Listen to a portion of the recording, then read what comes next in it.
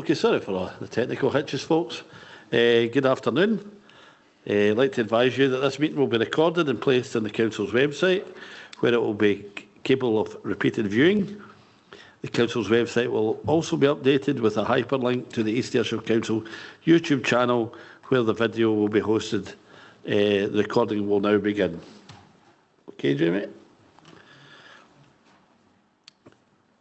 So, as for any apologies in the Sediment, particularly like to welcome Leanne McNally, Manager as IGB member, and Mary Furness, Senior Manager, who will present the good news story on the frailty programme, and also Elaine Rewcastle, Carers representative, will be in attendance for her first time as an IGB as a member. Okay, with that, can maybe ask if we could go through the Sediment.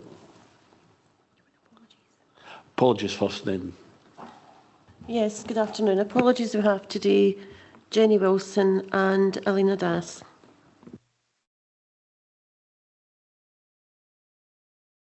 Okay. Will we go through the Sediment? Then it's just just to remain present public. Okay, just to remind members of the press and public, you're welcome to attend and observe this meeting at IJB.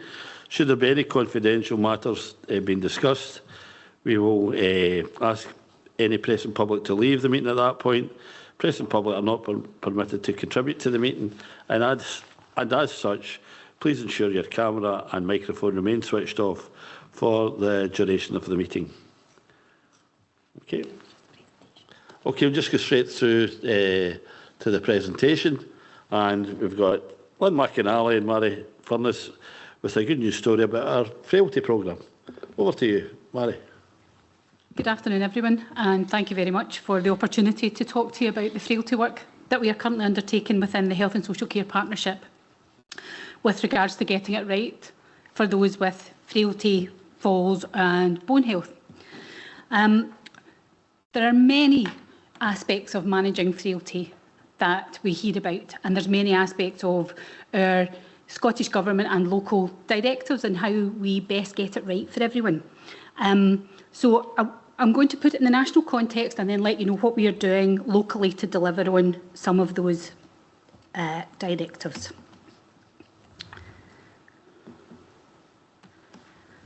So you may have heard of GIRFEC, which was the initial piece of work that the Scottish Government did in order to get it right for every child. This is the piece of work that's followed to develop that and get it right for everyone. So GIRFE is what our government is telling us we need to do in terms of providing a multi-agency approach for support and services for all people, from young adults to end-of-life care. And it's everything that we do and everything that we deliver on should be based on these principles. So we need to make sure that our services and our interactions are focused on individual care needs, that it's based on an understanding that of the physical and mental well-being of individuals in their current situations. Ties in nicely with the realistic medicine approach that we see in our medical environment. It's based on early intervention. How do we get to people as early in their journey of requiring support, need or direction as we possibly can? It definitely requires joined up working and information sharing, and these are the two critical parts that we've been working on in terms of what is a multidisciplinary team, how do we pull it together, how do we put the person at the middle of it, and then how do we share that information with each other. One of the, we were involved as an East Ayrshire Health and Social Care Partnership as one of the pathfinders for the GIRFE work that started, and what we heard loud and clear was that people were telling different professionals and service providers across East Ayrshire the same story over and over and over again. They found that very frustrating and sometimes put them off engaging with services at all.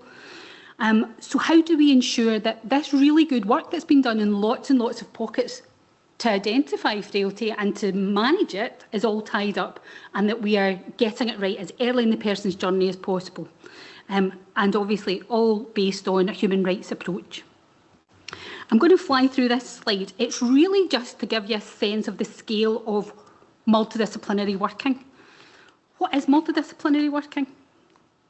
For me, it could be my relationship with my GP. It could be my relationship with our third sector partners who are providing support. It could be a wider rehabilitation team. It could be between the GP and the district nurse and me and my family or my carer. It's different for everyone. And the key part of us being able to identify people in their frailty journey and where they're at and what they need will be different for everyone. I think sometimes we get caught up in this, well, what's an MDT? We need to build all these MDTs with X amount of statutory people within them. That's not our view on how we best manage the needs of individuals, especially those with frailty. So I'm not going to get you to stand up, and I don't want to frighten you either. But by the age of 30, we're already starting to decline. So if we don't take responsibility for staying well, active, healthy, we will not be on this optimal age curve where we can still do all of the things that allow us to function independently, safely, with some joy in our lives, doing the things that we really like to do. We've got a responsibility. But we have many people within East Ayrshire who are already on that suboptimal curve in terms of frailty. And there are different stages of frailty. So we know that if we catch people when they're mildly or moderately frail, we can do something about that, we can reverse it. For those who are severely frail, we have a responsibility to look after our ageing population who require our statutory input. But it's really with every single part of our interactions with our people within East Ayrshire to keep them healthy and ageing well, we have to be reinforcing that they have a responsibility to stay well, and we have to give people the opportunities to do that.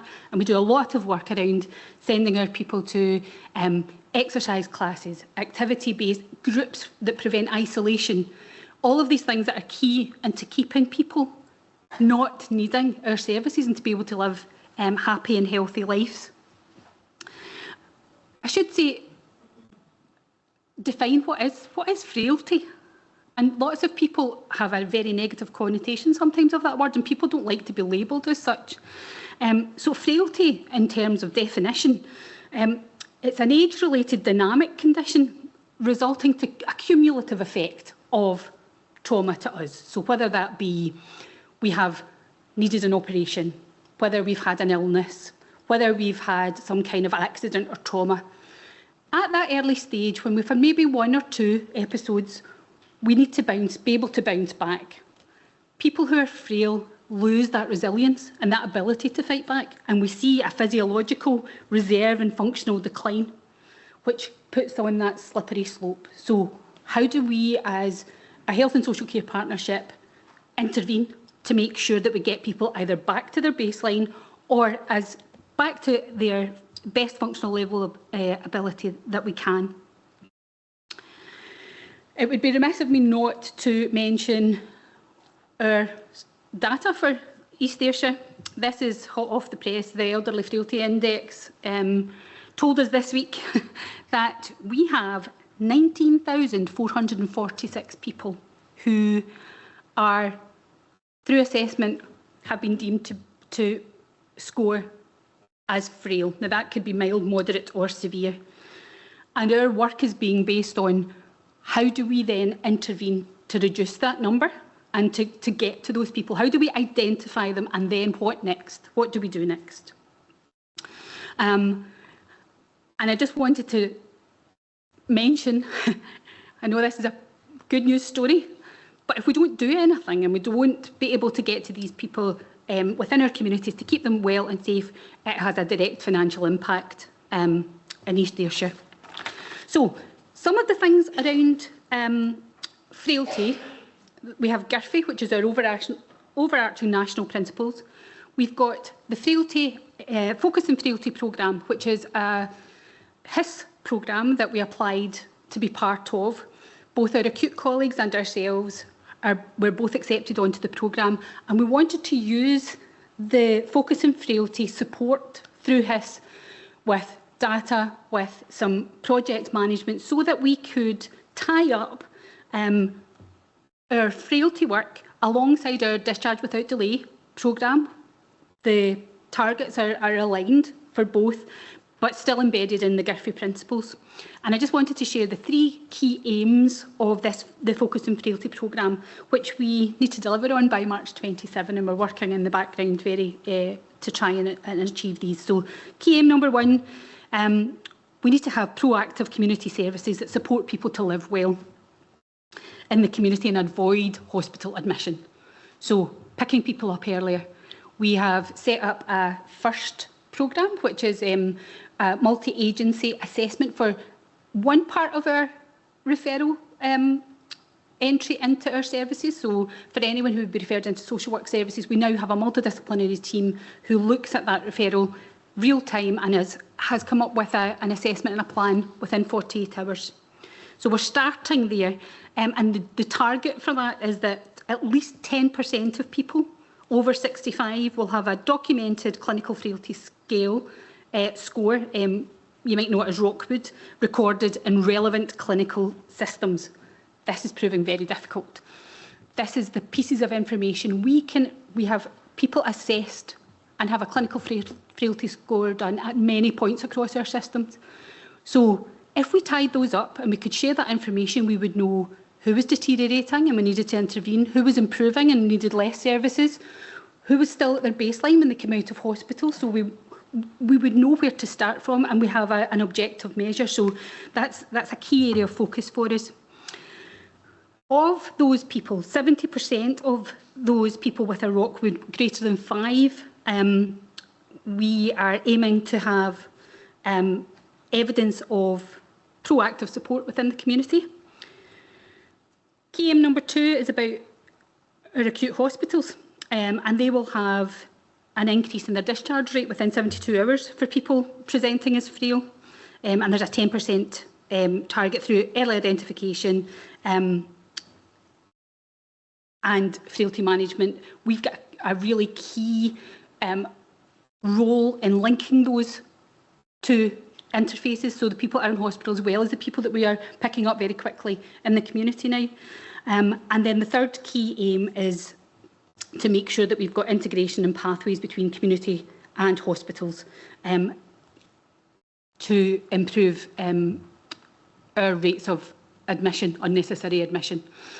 We know that lots of people who are frail want to work, want to live and stay at home. And if we don't know where they are, what their frailty score is and what their wishes are, that makes that a lot difficult. And very often some people are transferred to hospital when we feel that we could intervene much sooner in the pathway. So we've got some new information systems that we are using to try and help us identify, and Leanne's going to talk us through the new EFI2 information. But all of this is to meet the aims and objectives that we set out, which are always to try and improve outcomes for people who are frail and to improve our system flow. Thank you. So just briefly touch on this. So Marie's mentioned around the clinical frailty scale. So that's one way of identifying people who are frail, but you would need to see somebody in front of you and they would need to present at our services. Another way to do that is based on a population approach, and that's using a thing called the Electronic Frailty Index. And the 19,456 people that we've spoken about already are already identified on that system. But we've got an opportunity in Ayrshire and Arran, and particularly in East, to use a new system called Electronic Frailty Index 2. It's a second version of that. And at the moment, we're developing that system with our primary care colleagues. What that'll be able to do is be able to help to support us to be looking at our populations. So are we delivering the right care and the right services in the right places just now? We know that resource implications are significant, and we need to think about how we can deliver things in a different way and how we can do that a bit earlier within the journey of someone.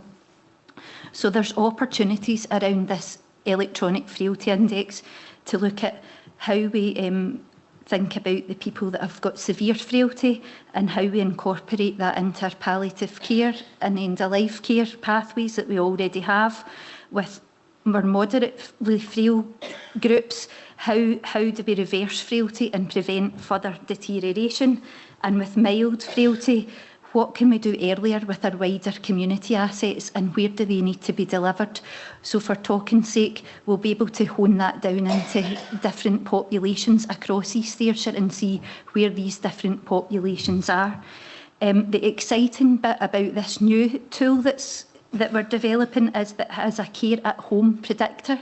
So we'll be able to see what the resource requirement might be in the future for us to be able to deliver our care at home service. There's also a care home predictor as well, and what can we do to get reablement in and different things that might help to support us to keep people living well longer. And lastly, there's a falls predictor, so that would be able to tell us who is likely to have a fall and a fracture over the next few weeks and months, and what can we do proactively to try and prevent that from happening so that we're helping across the whole system. And use that work as part of our wider multidisciplinary teams. We're working with the Healthcare Improvement Scotland around that interventions and training people up to be able to deliver the assessment and intervention tools that we have. And we're looking at 5 key interventions to get it right for everyone around about frailty. And that includes some of the other work that's going on around future care planning and power of attorney and our carers assessment, so linking with our carers centre.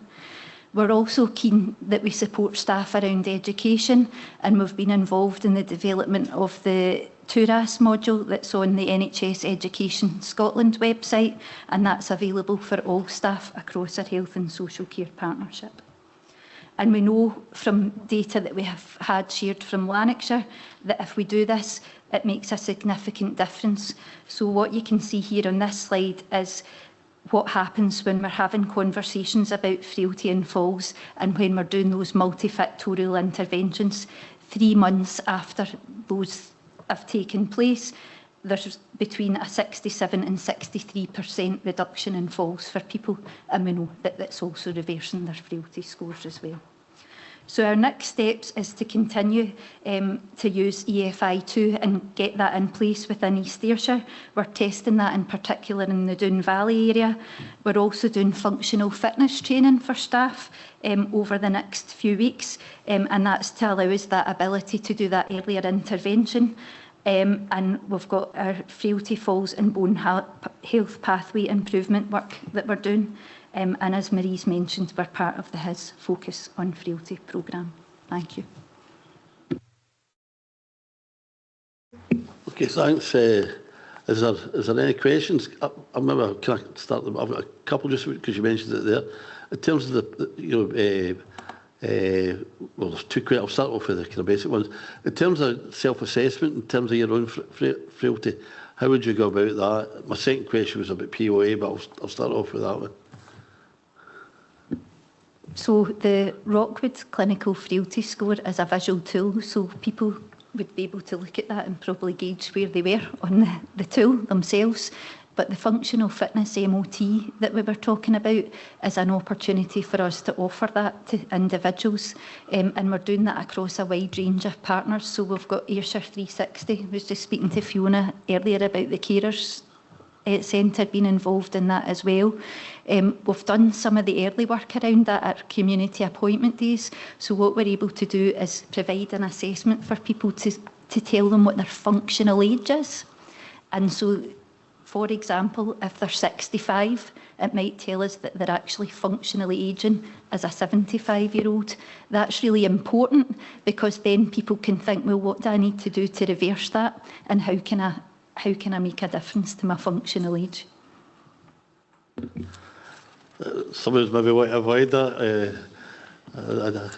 We get to kind of a tender age these days. But no, that's quite a useful tool for folk, just to kind of to gauge things. The wee kind of supplementary, I was thinking it was seems to be a bit of confusion out there in terms of POA. And I know, like for elderly couples, for example, that they depend on one another. They're both frail, and it can be quite eye-watering sums of money for them to part with to get POA. Is there any kind of assistance, and how would we signpost them?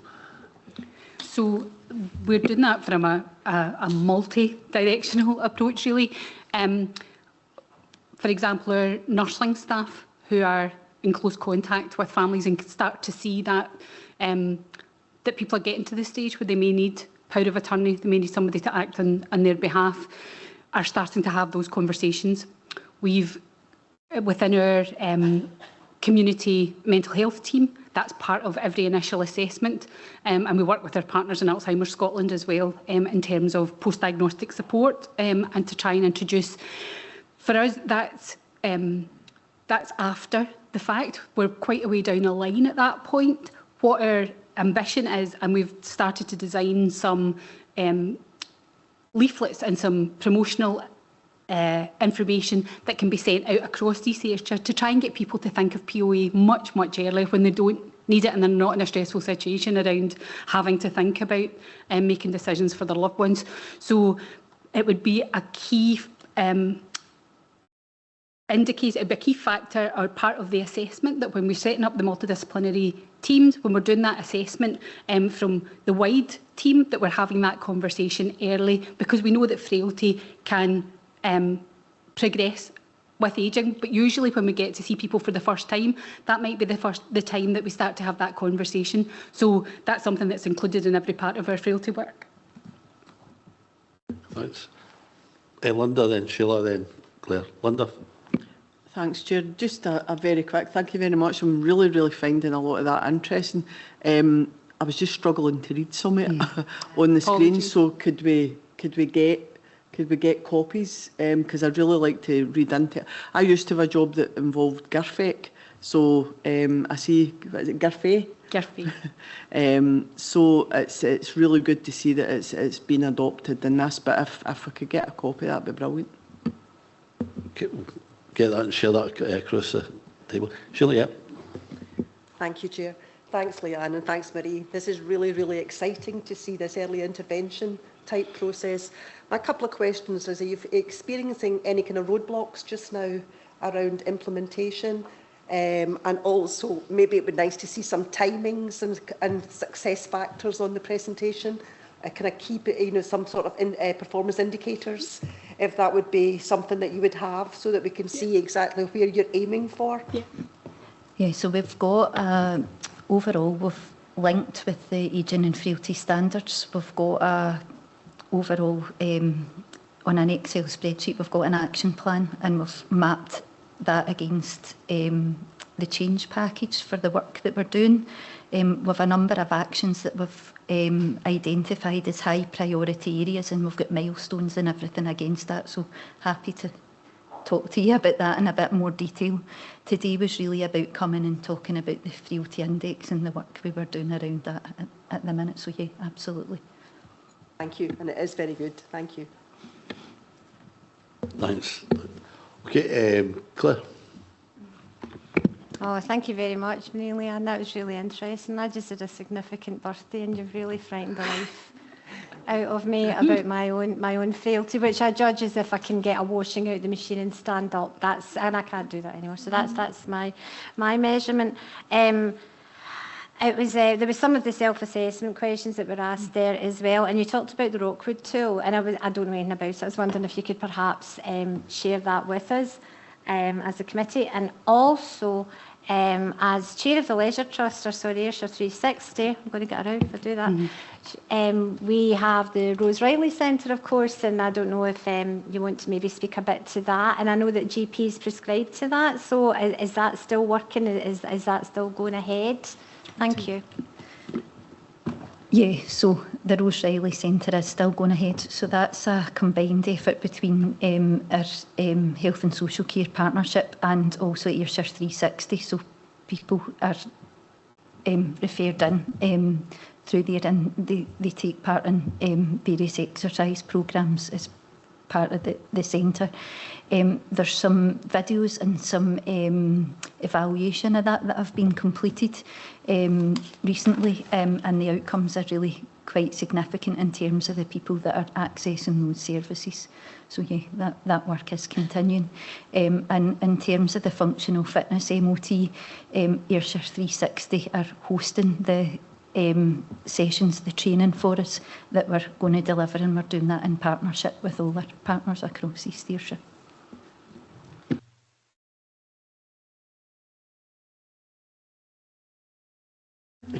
Could you use the mic for the recording? Thanks. So the Rockwood is the name of the clinical frailty score that we use. The clinical frailty, the initial tool, and what that means, we were able to share with you. So that's what stratifies people into those categories that I talked about, whether you're mild, moderate or severe. And part of our work is looking at where can we invest most of or invest to get the most impact in terms of outcomes. So whether that's the groups that are moderately frail, but we will have different ways of managing people within those categories, but we can share that easily. Thanks. It was good. I was at the launch of the new equipment up at the Rosalie Centre, and yes, I did try it, and it would be good to see it launched straight across the rest of East Ayrshire. It was very encouraging. Okay, if there's no questions, just would like to thank you for the presentation and look forward to get some of the information that Councillor Mabin asked for, and thanks very much again. Okay, now come to just the rest of the agenda. The item 3 is the declarations of interest, and there's nothing obvious, but if there's any declarations of interest, oh yes, Dr. Daz, yes, take it away. Thank you, Chair. It's regarding the item 9 whistleblowing paper. Just want to declare that I'm the whistleblowing champion for NHS Ayrshire Arran. Thank you, Chair. Thank you. Just duly noted. Thanks. Thanks for that. Okay. Anyone else? Oh, okay. And then go to the previous. Excuse me. The previous minutes. First of all, take it as a correct record. There's 4 ongoing actions, and those relate to the recording of the APC meetings, an update provided within today's governance report, secondly, the recorded IJB meetings and guidance notes have now been issued. The visit to Clinchard Place in Galston, that's going to be facilitated once the transfer of the property is completed. And finally, the rapid review of community alarm provision as a report tabled for today's meeting. So that's just some of the things that to be actioned. Is there anything else, matters arising? No. So can we agree the previous minutes? Okay, then, and we've, I think I've just done the matters action log. So we're on now to the item 6, which is the Health and Care Governance Group Annual Report.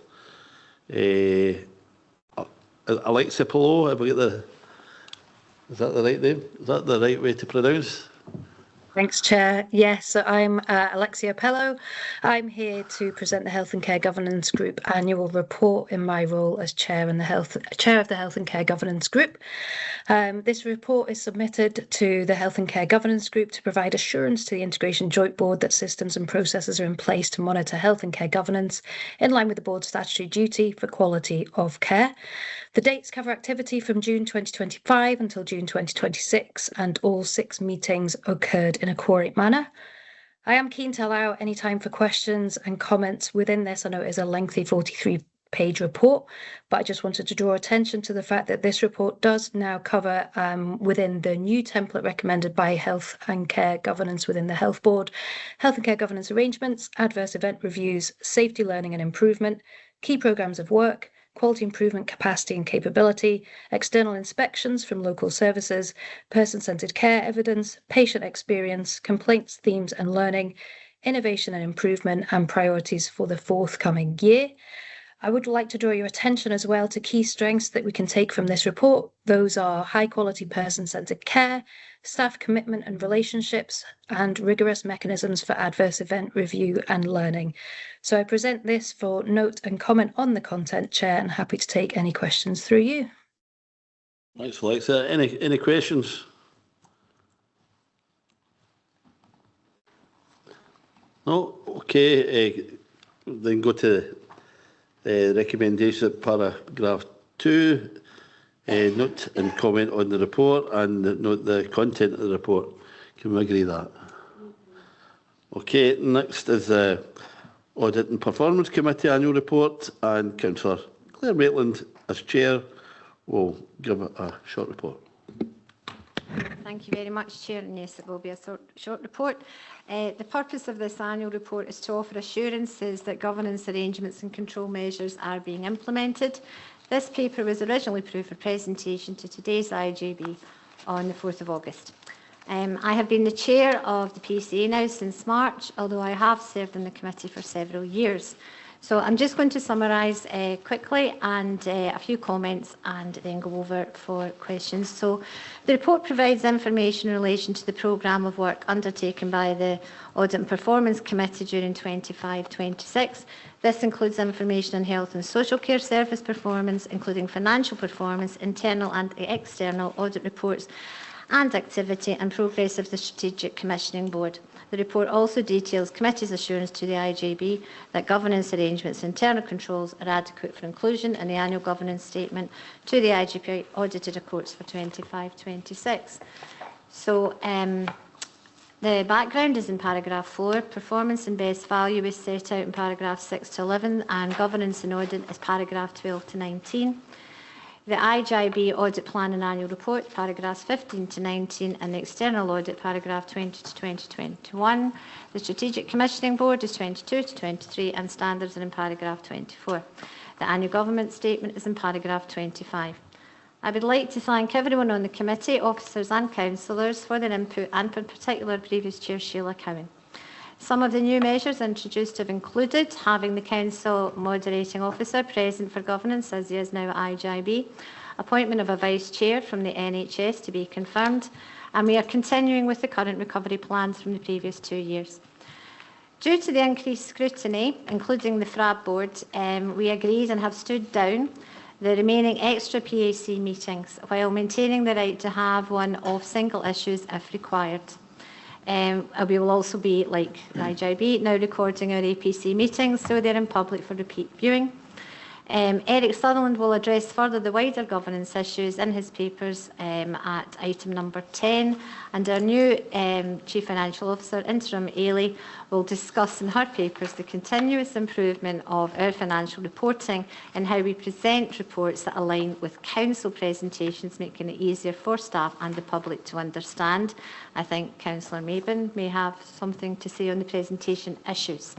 In conclusion, the APC continues to function in line within the terms of reference and recommendations in paragraph 2 for noting and acceptance, and that's paragraph 2, item 2, and accept the assurance provided by the Audit and Performance Committee as outlined in paragraph 25 in respect of the adequacy of the governance and internal reports for the IJB 25-26 performance. Thank you, Chair, and any questions I'm happy to answer. That's clear. Any questions or points? Linda? Just a wee comment. Thanks, Claire. It's really just about reports. I've brought this up at the sounding board, as you know, at Cabinet, and it's like we get these papers normally about a week before the meeting. We read them. So for everybody's sake, including the pair officers that are having to read the reports out, we don't need verbatim. We never have done, because if people don't read the papers, that's on them. But it's bullet points, keep it brief. I know the majority you do, and I know you have heard me bleating on about it, Cabinet and Council, but it's all about everybody's time. You will lose a room if you continue just to read. If a paper's like 14 pages long, I guarantee you by the time you get to about page 6, you've lost the room. So that's really all I wanted to comment, just to try and help people moving forward, is just stick to bullet points, and then if there's anything particular that you feel is important, as Claire just did, then that's the way to do it. People will ask questions if they've got some. There's none of us shy. Oh, quite. No, I think it's a fair point. Claire, Absolutely agree, Chair. I think it's very hard for officers at times to present the papers here, especially when it's not good news. However, it is incumbent upon all of us to read our papers so that we are making best use of our time at meetings. Thank you. Thank you, Linda. Can I maybe just take the opportunity just to thank some of the efforts from the team to address some of the transformation work that's going on and sticking to the plan. I know it's been a difficult journey, but and I know that people have been working really, really hard, and just to thank everybody for their efforts, and that is acknowledged. Okay, anyone else?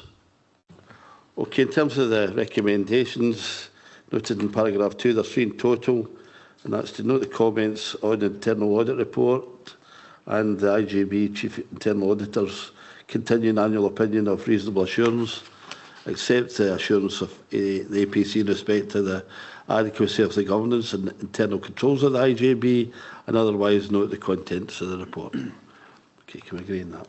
Okay. Okay, item 8, and that's the annual duty report on the CANDOR. I can never say that word right. And who's presenting? I'll list my notes there. Amanda. Of course it's Amanda. Thank you, Chair. This report presents East Ayrshire Health and Social Care Partnership's Duty of Candour Annual Report for 25-26. Social work and social care organisations must report annually on whether the Duty of Candour procedure was activated during the year. This covers any incident resulting in an outcome to an individual that meets specific legislative criteria. Where the procedure wasn't activated, a null report is required instead. For 25-26, East Ayrshire Health and Social Care Partnership is submitting a null report, as there were no activations to the Duty of Candour procedure during the year.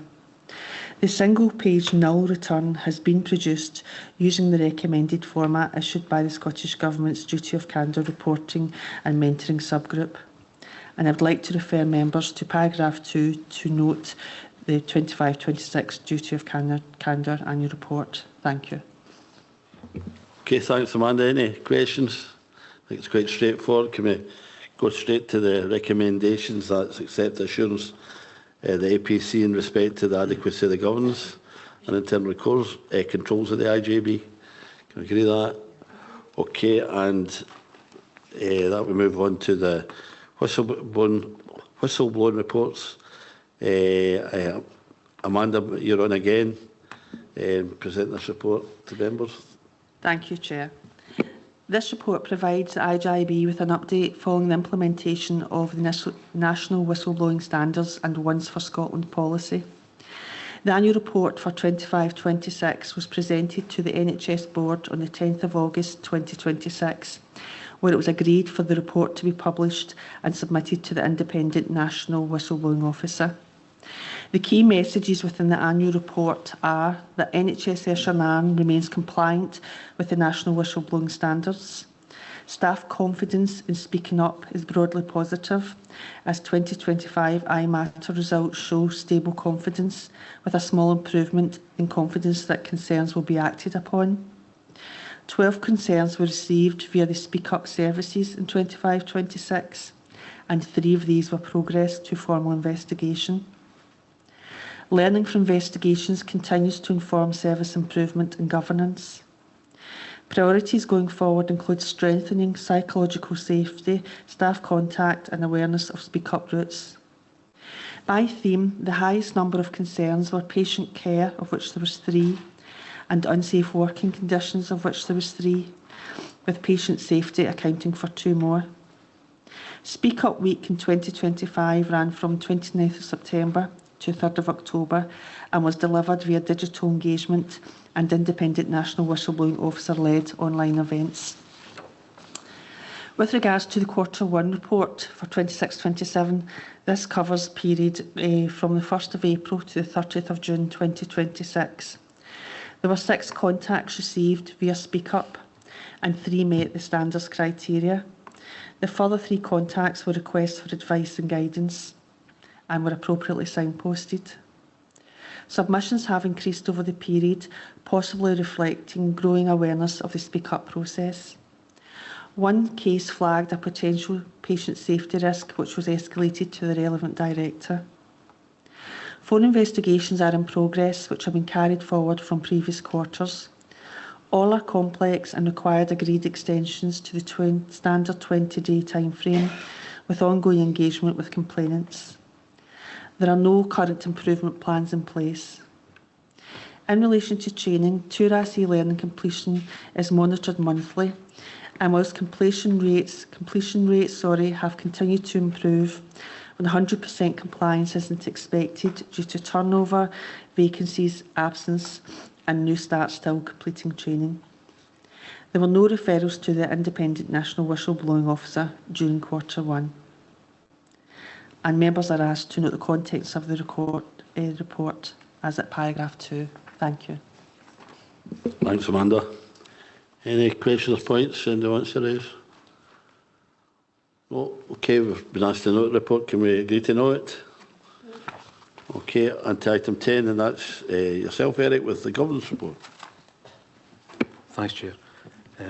Take a wee bit of time on this one because it's some significant changes. This governance report is looking for approval for a series of changes to the governance arrangements in response to statutory extension of voting rights within IJBs, and that's effective from the 1st of September. So paragraphs 3 to 6 in the report are giving us background in relation to the Public Bodies Joint Working Amendment Order 2025, and that grants voting rights to representatives of service users, unpaid carers and the third sector. Taking paragraphs 7 through to 11, they note that for East Ayrshire IGB, that will result in the appointment of 3 new voting members through the stakeholder forum, an unpaid carer, supported person representative and a third sector representative. The report recommends formally appointing Elaine Rucastle, Marie Devlin and Moira Fenton to those roles from the 1st of September.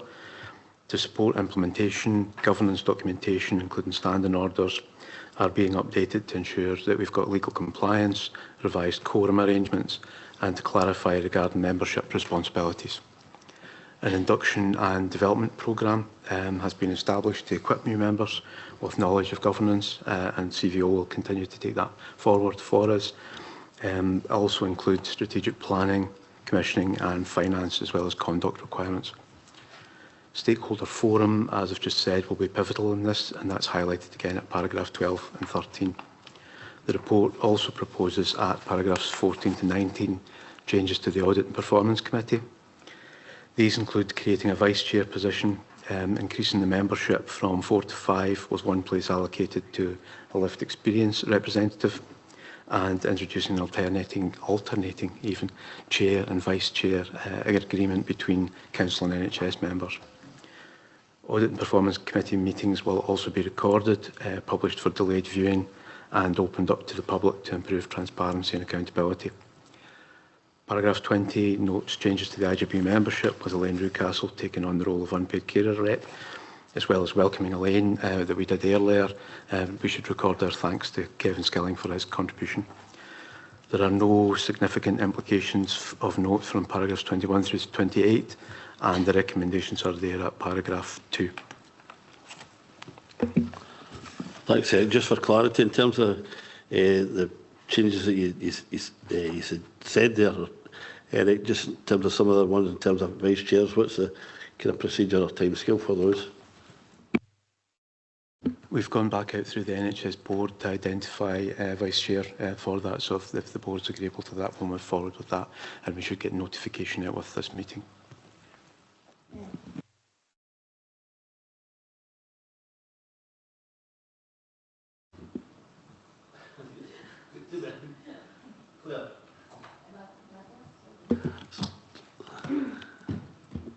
Okay, thank you. I just wanted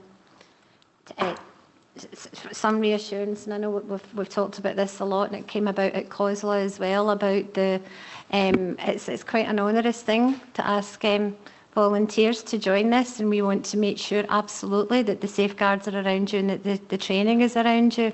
And I'm quite reassured. COSLA sent out a paper to all councillors as well, explaining what our role should be in this, and I'm saying that as a councillor, not as a member of this committee, and just to assure you that you have our full support. We understand your to do an awful lot on here. And if there's any help that you require from any member of this committee, I'm sure we'll be more than happy to help. Thank you.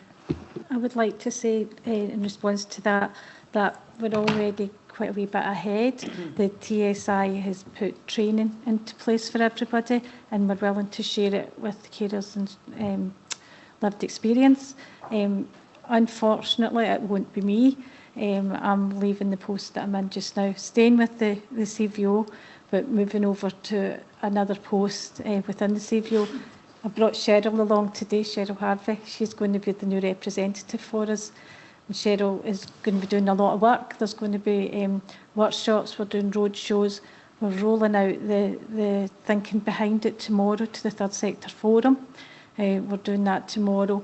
And we'll be working very closely with all our partners and linking into everything that needs to be linked into.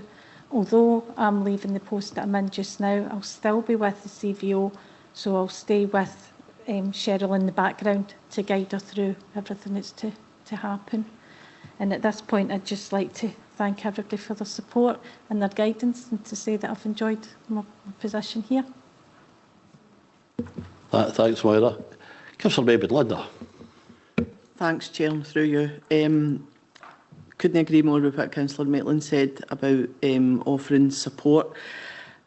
I think the training, I'm delighted that we're doing it, but I want the reassurances that it's ongoing, because as Councillor Maitland said, it's a lot to put onto people. I was quite overwhelmed my first couple of IJB meetings just by how much, and that was actually one of the reasons that I was very vocal about pushing to get it recorded for the public, because I do think it's important that the public see just how tough some of the decisions are, and just how important and how much an impact they have on their life. I just want to very quickly say about the additional voting member that's coming on to the audit and performance.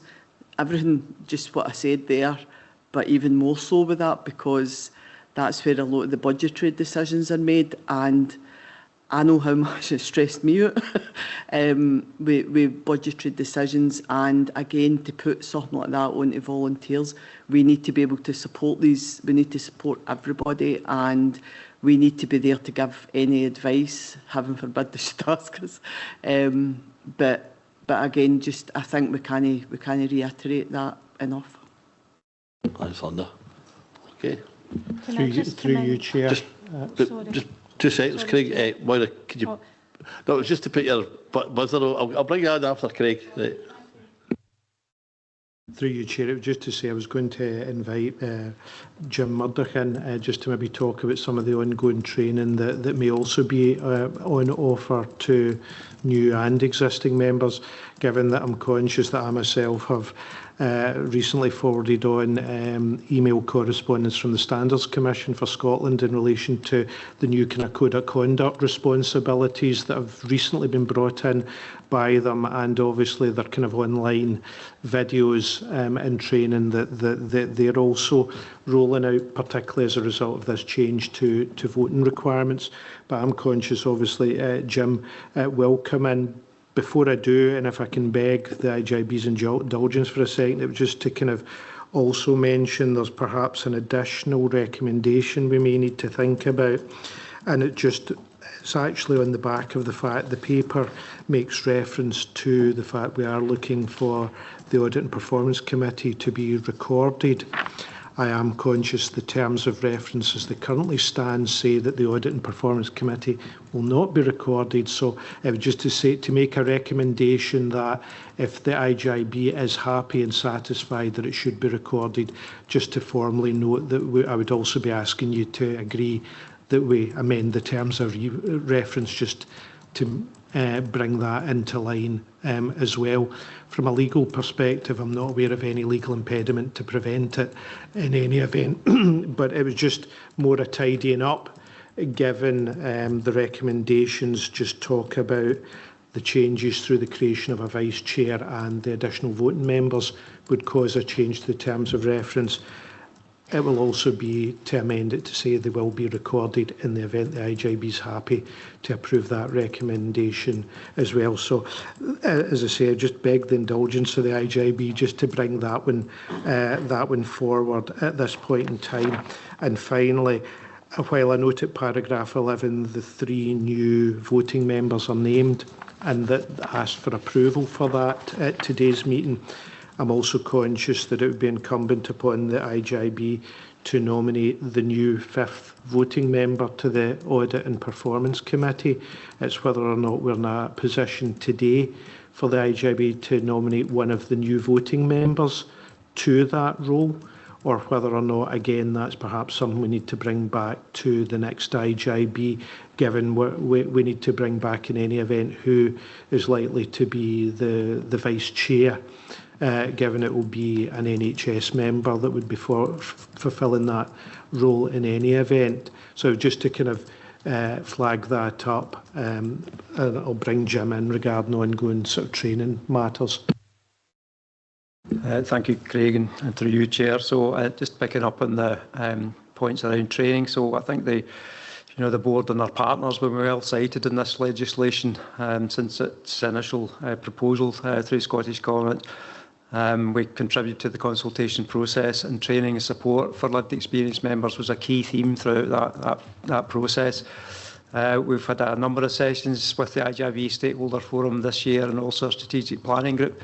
We had a session on Friday, in fact, where we were looking through what would our training programme look like going forward. And I think we'd proposed to set some time aside from each of the IJB stakeholder group meetings just to ensure that training is provided and is consistent and meets what people feel that they need and what the support requirements are. So that would be our local arrangements. Clearly, there's work ongoing across Scotland through the Alliance and the Coalition of Carers as well. I think we want to take the opportunity to participate in that offer too.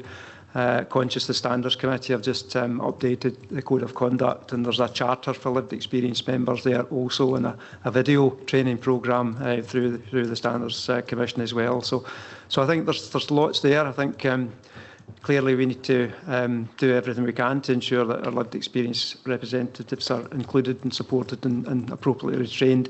And I think we want to build in some feedback just as we go forward with this, so that if there are any issues that we need to pick up on, we're cited on them, and we've got that within our programme going forward. So thank you, Chair. Okay, Jim. Anyone else? Claire? Thank you, Chair. And I'm quite happy to accept the extra recommendation added as recommendation number 13. I would suggest that if we can appoint today for the performance and audit, that we do, and if we can add Cheryl's name in today, if that's acceptable, that we do, so that we're just moving business on that bit faster if there's no one otherwise minded. Thank you. Fair enough. We're all quite happy with that. Seems reasonable. Okay. So all we need to really do, I haven't accepted that, just to go with accepting Cheryl, the 13th recommendation about recording of the terms of references, Through you, Chair, perhaps it's the recommendations as set out there on page 107, which is recommendations 1 to 12. The additional recommendation that we amend the terms of reference for the Audit and Performance Committee to reflect it will be recorded, and I think thereafter to agree that the nomination for the Vice Chair of the Audit and Performance Committee be brought back to the next IJB for approval.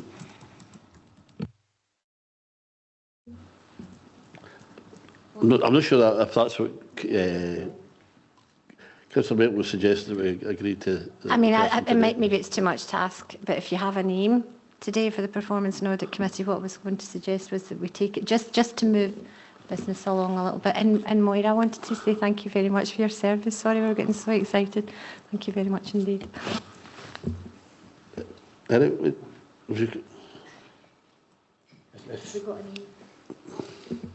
If Cheryl's okay to take that role on as a nominee at this point in time, or if the wider stakeholder forum have got a view on it, we'd be coming back out to the stakeholder forum to seek nominations. So if we're able to do that today, it would speed business up rather than us having to go back around another cycle of committees.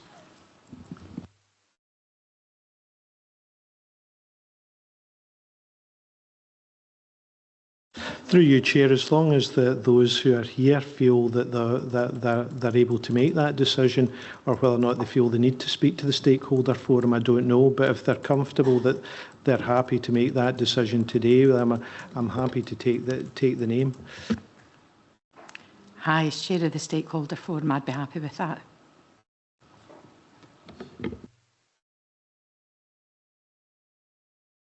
If you're happy, we'll take that as a positive endorsement, and I think we're all quite happy with that. Okay.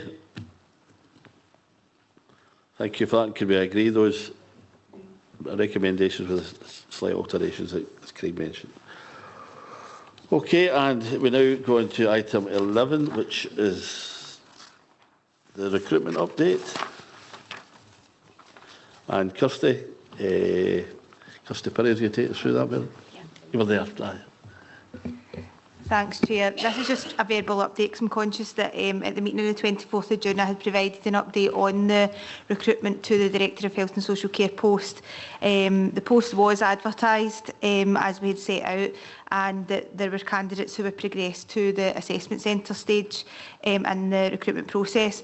Prior to the full assessment centre actually taking place, we received communication from Scottish Government to advise that all executive recruitment within the NHS was paused, and within that information it was clear that the director post would have been in scope at that time. So the candidates who were about to undertake the assessment centre were notified that the recruitment process would be paused. We have very recently received confirmation that chief officer posts within the IJB can be exempt from that.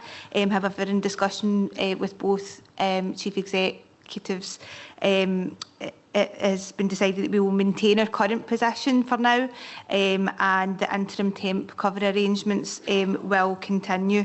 And the proposal is that I'll provide the board with a further update once we proceed again with the recruitment process. What would the day if we objected? Anyway. Okay, well, I think we've got to accept it's quite frustrating, really, because we want to get these things settled as soon as, because the process has started, and it's a difficult thing, for the individuals concerned. But I think we've got to accept where we are. Okay. With that, don't think that's just a verbal update, so that's just we note that. Next thing is the joint inspection of integrated adult learning disability services, and Eric and Dale on this one. Eric, you're going to start it? I'll just introduce Dale in the background to the inspection, because I think we've probably got about 10 minutes we need to make back up here. So we got notification on the 19th of January we were going to have the joint inspection of adult services focused on learning disabilities, and we have publication of that report on the 18th of August, so just a week past, and Dale's got a short presentation that can take us through the findings of that report. Thank you, Dale. Thanks, Eric. Thanks, Eric, for the introduction. So I'm just going to give you some of the highlights from our recent joint inspection. This was an inspection to examine how effectively our partnership works together to improve health and wellbeing outcomes for adults with learning disabilities. So first of all, just to briefly describe how the inspection gathered evidence. There was a range of sources of evidence utilised in the inspection, engaged with 134 people and carers, focus groups and questionnaires, 199 staff survey responses, and discussions with 102 members of staff. The inspection also reviewed 33 shared health and social care case records, and a significant amount of information that we provided them from within the partnership. There were 5 quality indicators we were being inspected against, if that's the right word. The indicators were the experience of people who use our services, our key performance outcomes, delivery of key processes, strategic planning, policy quality and improvement, and leadership and direction. The strongest message from people involved in the inspection was that they experienced good person-centred support in East Ayrshire. This is a really good news story. Most people told the inspectors that they were treated with dignity and respect. They were supported to live as independently as possible and enjoyed a good quality of life through access to community activities. The inspectors also found excellent examples of integrated working around housing, our hospital discharge work and ongoing support, demonstrating that our services are working well together around supporting individuals. Inspectors also highlighted, though, that we had some areas for development, and these included that carers weren't always formally recognised or provided with clear information about self-directed support, respite and future planning for caring for their loved ones. So strengthening support for unpaid carers will be an important part of our improvement work. Just going to give you some really brief highlights from each of the 5 quality indicators. So in terms of performance and experience, that the inspectors found really strong evidence that our services promote independence and achieve positive outcomes. Particularly noteworthy here was that no adults were inappropriately placed out of area. And where people did live elsewhere, we have about 11 or 12 people living outside East Ayrshire, their placements reflected their wishes and needs. The inspection also praised the effective co-location of teams, robust communication across organisations, well-established self-directed support processes and evidence of strong early intervention through our local area coordinators who are hosted now within Ayrshire 360. A significant gap that they identified was the temporary suspension of annual health checks alongside the inconsistent recording of some of our future care discussions with carers. These are also important preventative measures that we now need to restore and strengthen. In terms of, sorry, I've just covered performance outcomes there. Sorry, colleagues, I'll just move on to the next one. In terms of strategic leadership, the inspection recognised that we had strong leadership across the partnership. Our senior leaders were described as being committed to integration with evidence-based strategic commissioning focused on community services.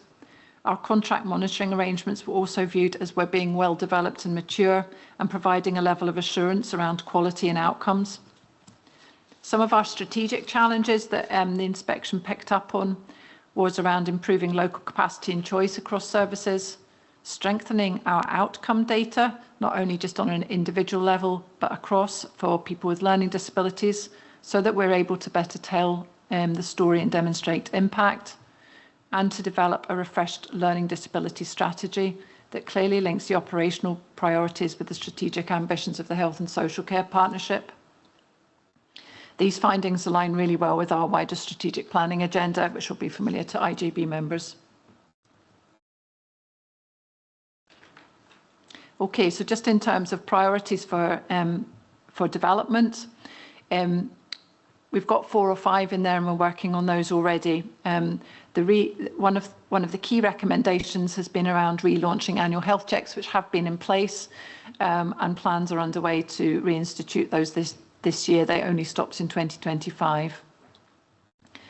Another key improvement has been to provide our frontline staff with some support around those conversations during the allocation of resources for social care supports and the reassessment processes. Additionally, we've been asked to improve the collection and analysis of outcome-based performance information to strengthen what we already gather with individuals during the My Life, My Plan assessment process, and that will add in information for strategic planning purposes. In response, we've set up a multi-agency coordination group. It's the same group that actually helped support the inspection itself, and an improvement plan is underway. Our proposal is that that will be overseen ultimately by the strategic planning group that reports into the IJB, but we also need to share the final plan with the inspection team by the end of September. In closing, this inspection provides us with a level of strong assurance that people are receiving compassionate and person-centred support through effective partnership working. A consistent theme throughout the inspection was that people valued being listened to and having those trusted relationships with staff, wherever those staff were. It's really important to both thank and acknowledge the great work being done by the Health and Social Care Partnership Learning Disability teams, our day services, our voluntary and independent sector providers, our local area coordinators, our carers centre and our advocacy services, all of whom supported the inspection and who are responsible for the outcome and positive feedback from our supported people and carers. So our task now is to build on the strengths by improving early preventative health intervention as they've picked up, supporting our carers in a more formal and structured way, strengthening future planning for our people and their families, and developing and using better outcomes data to drive continuous improvement. Thank you very much. Happy, along with Eric, to take any questions around the inspection. Thank you. Thanks, Dale. Oh, it's an excellent report. Particularly pleased to see UCAN being mentioned there as a good example of a good working and good practice in early intervention and prevention. Linda. Thanks, Chair. Just a very quick question, Dale. When they're doing the selection for the inspections, how do you go about picking them? Is it just like random? Far from random. So we provide them with information about everybody we support. We code it all. And then there was a 3-stage randomising controlled process to identify. They were really clear, though, that they wanted to review information about people who had multiple services involved. So people that had, where they were carers, potentially where they lived in supported housing, they had health and social care input. So that's because they wanted to get evidence of how we work together.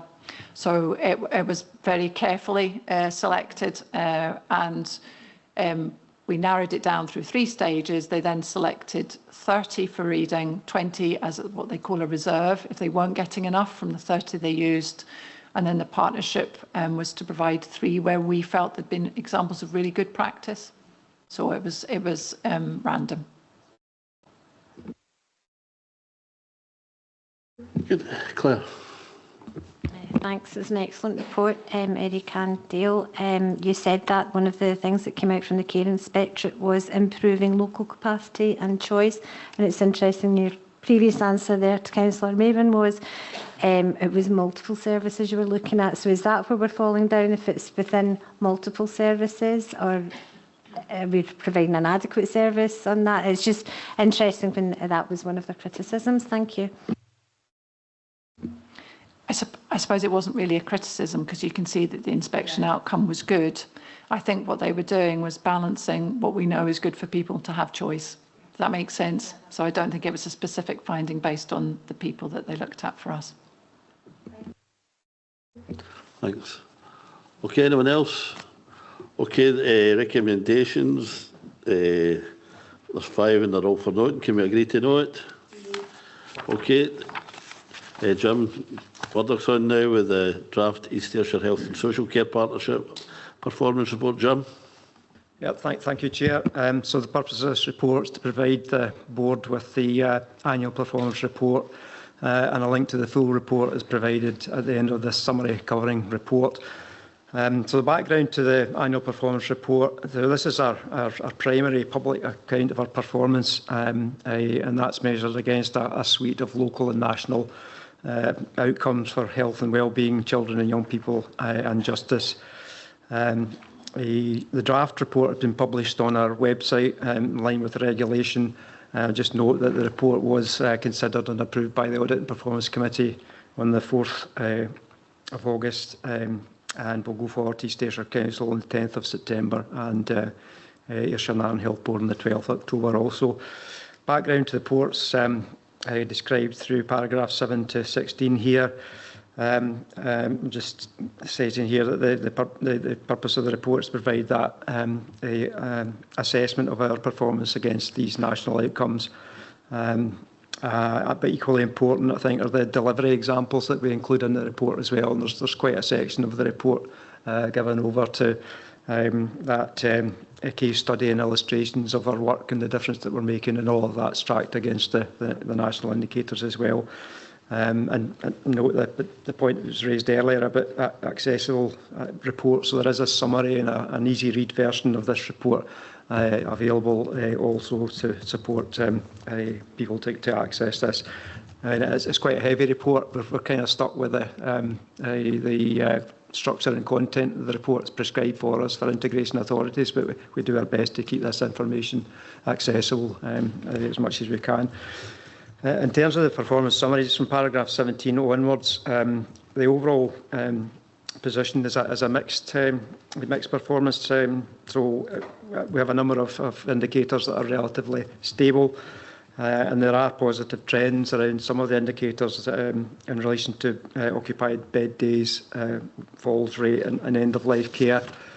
The principal challenges around unscheduled care and delayed discharge in emergency care.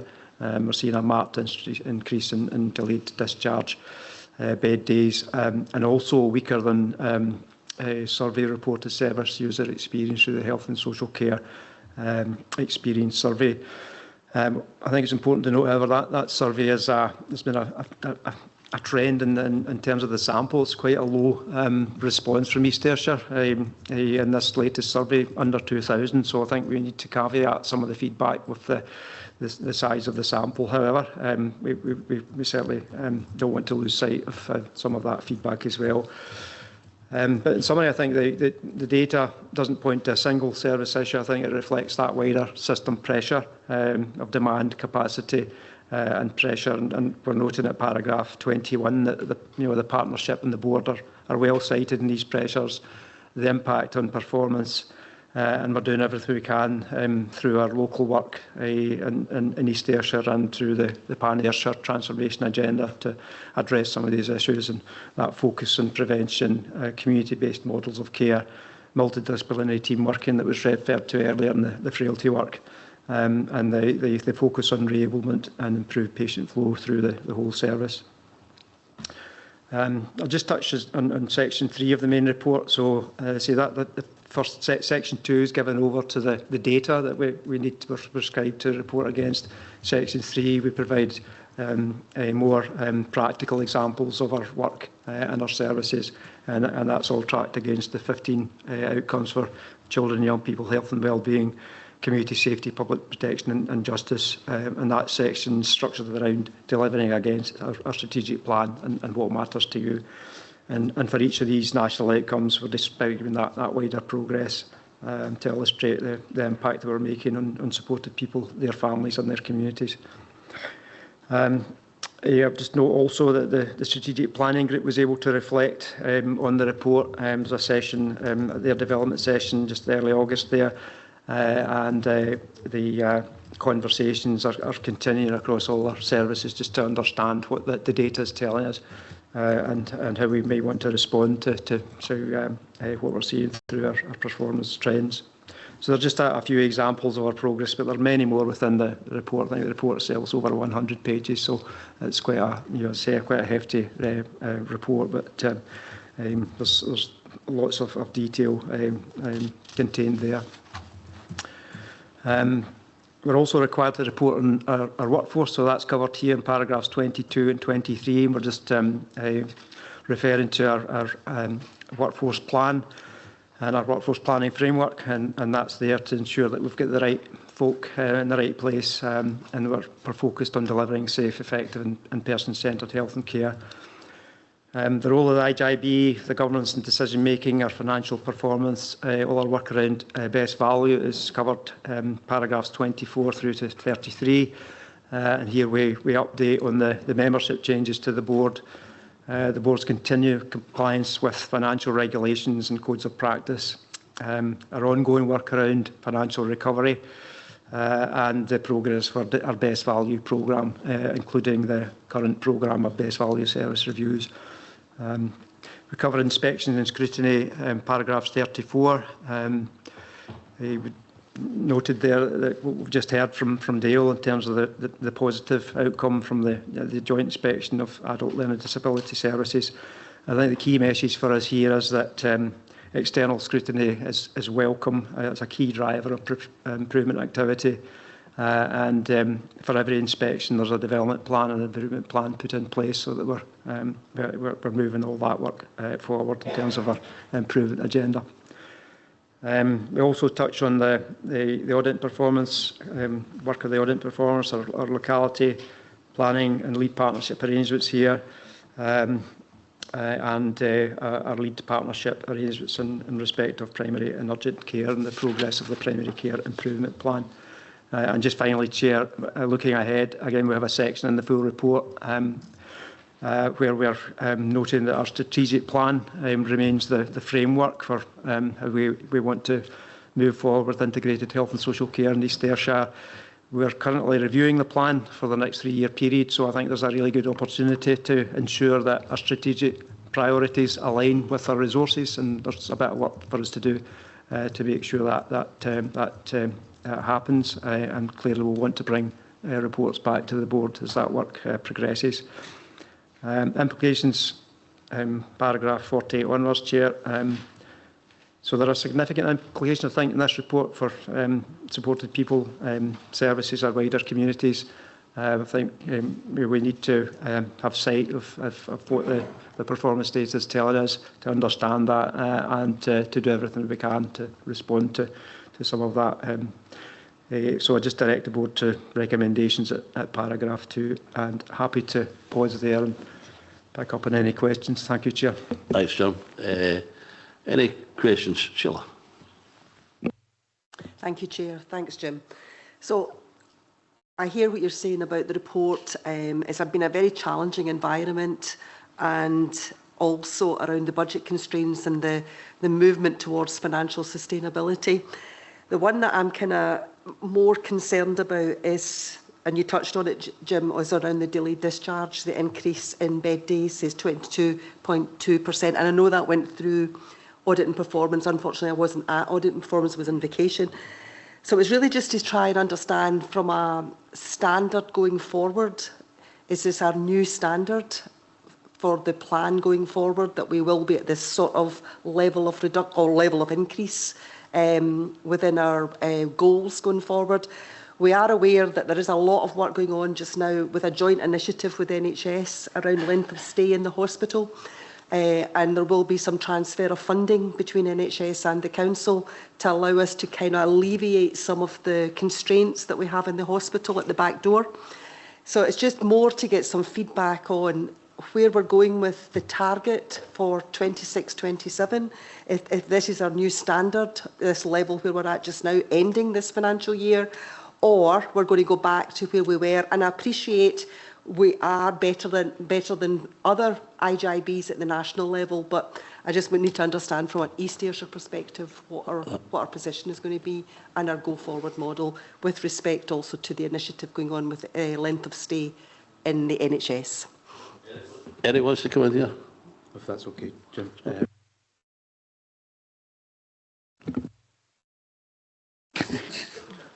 Fighting over the microphone. Priority for us is for delivering sustainability, and we need to create the efficiencies to be able to do that within our financial recovery plan. The concern there is that what we've got in terms of a combination of rising demand plus financial constraint then adversely affects our performance, and in particular the unscheduled care performance and delayed discharges and community capacity that we've got.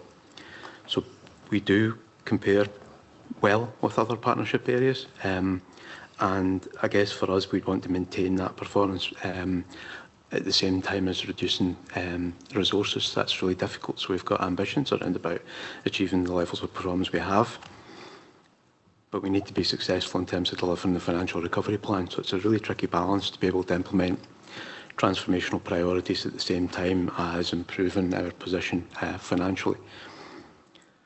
So what we've been doing is looking at redesign, how we redesign to free up resource while still providing positive outcomes where we can.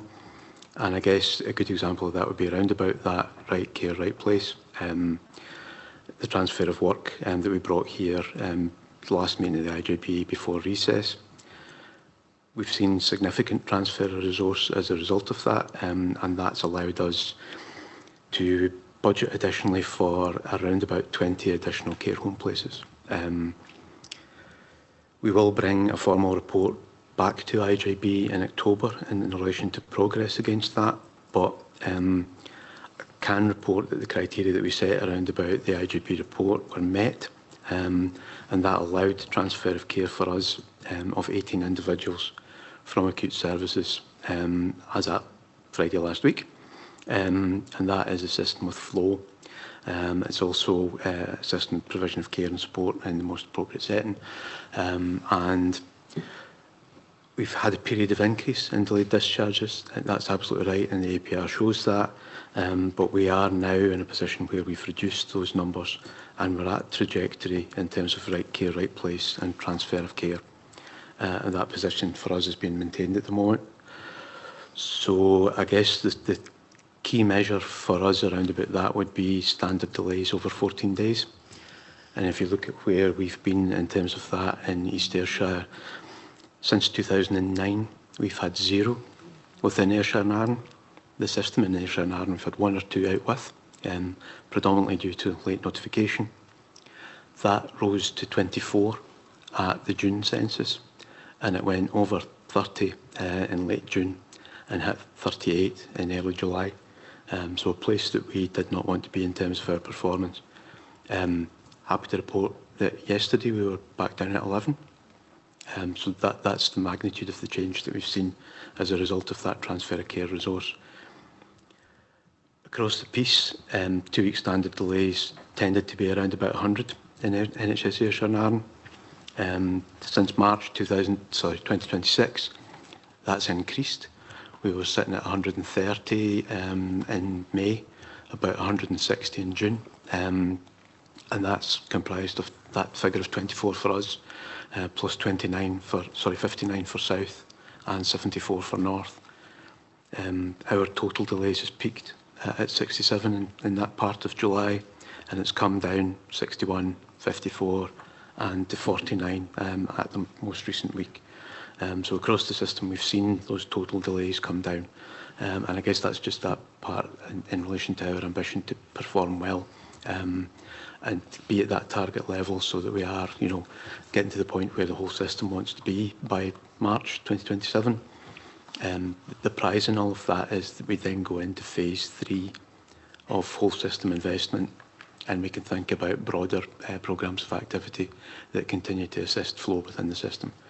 So it's been a story over the period that's been reported in the APR. We're turning a corner. We're turning a corner against the backdrop of ongoing increase in demand, changing demographies, and a system that's severely challenged. But that bravery around about freeing up that budget to transfer that care is making a difference, and you can see it. Thank you. Thanks, Eric. That's very reassuring, your words there. Thank you. Yeah, I mean, I know that in terms of as an elected member, the number of inquiries we're getting is really frightening. But you know, you seem to be over the worst of it, but there's still plenty to do, and appreciate the work that's going on. Neil.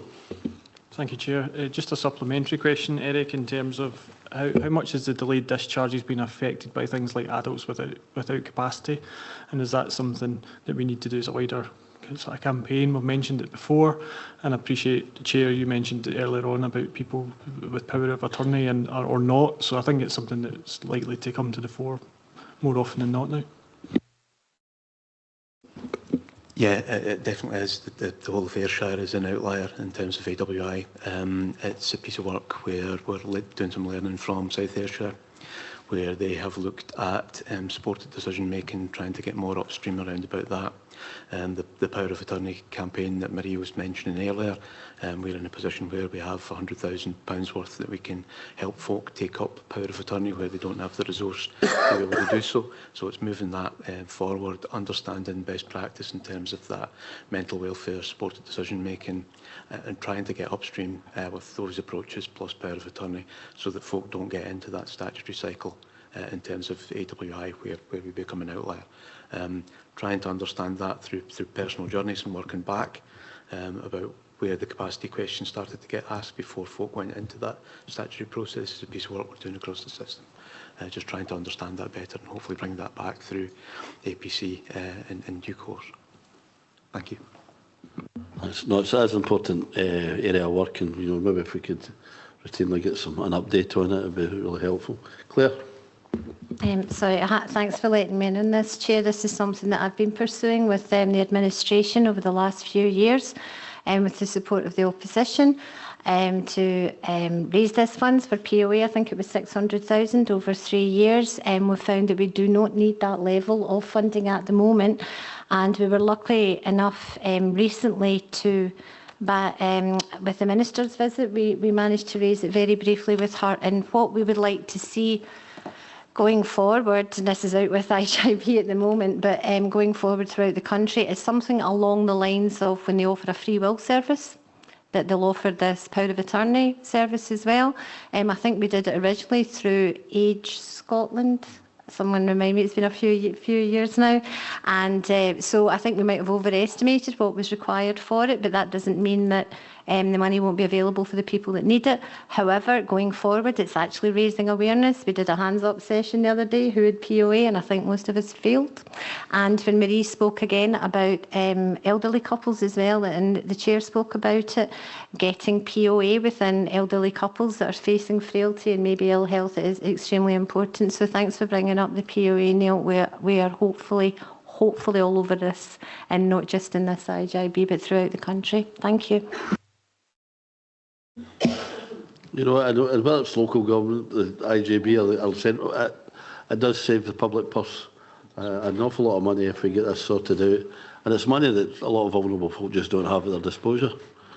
Disposal, can't say the word, right?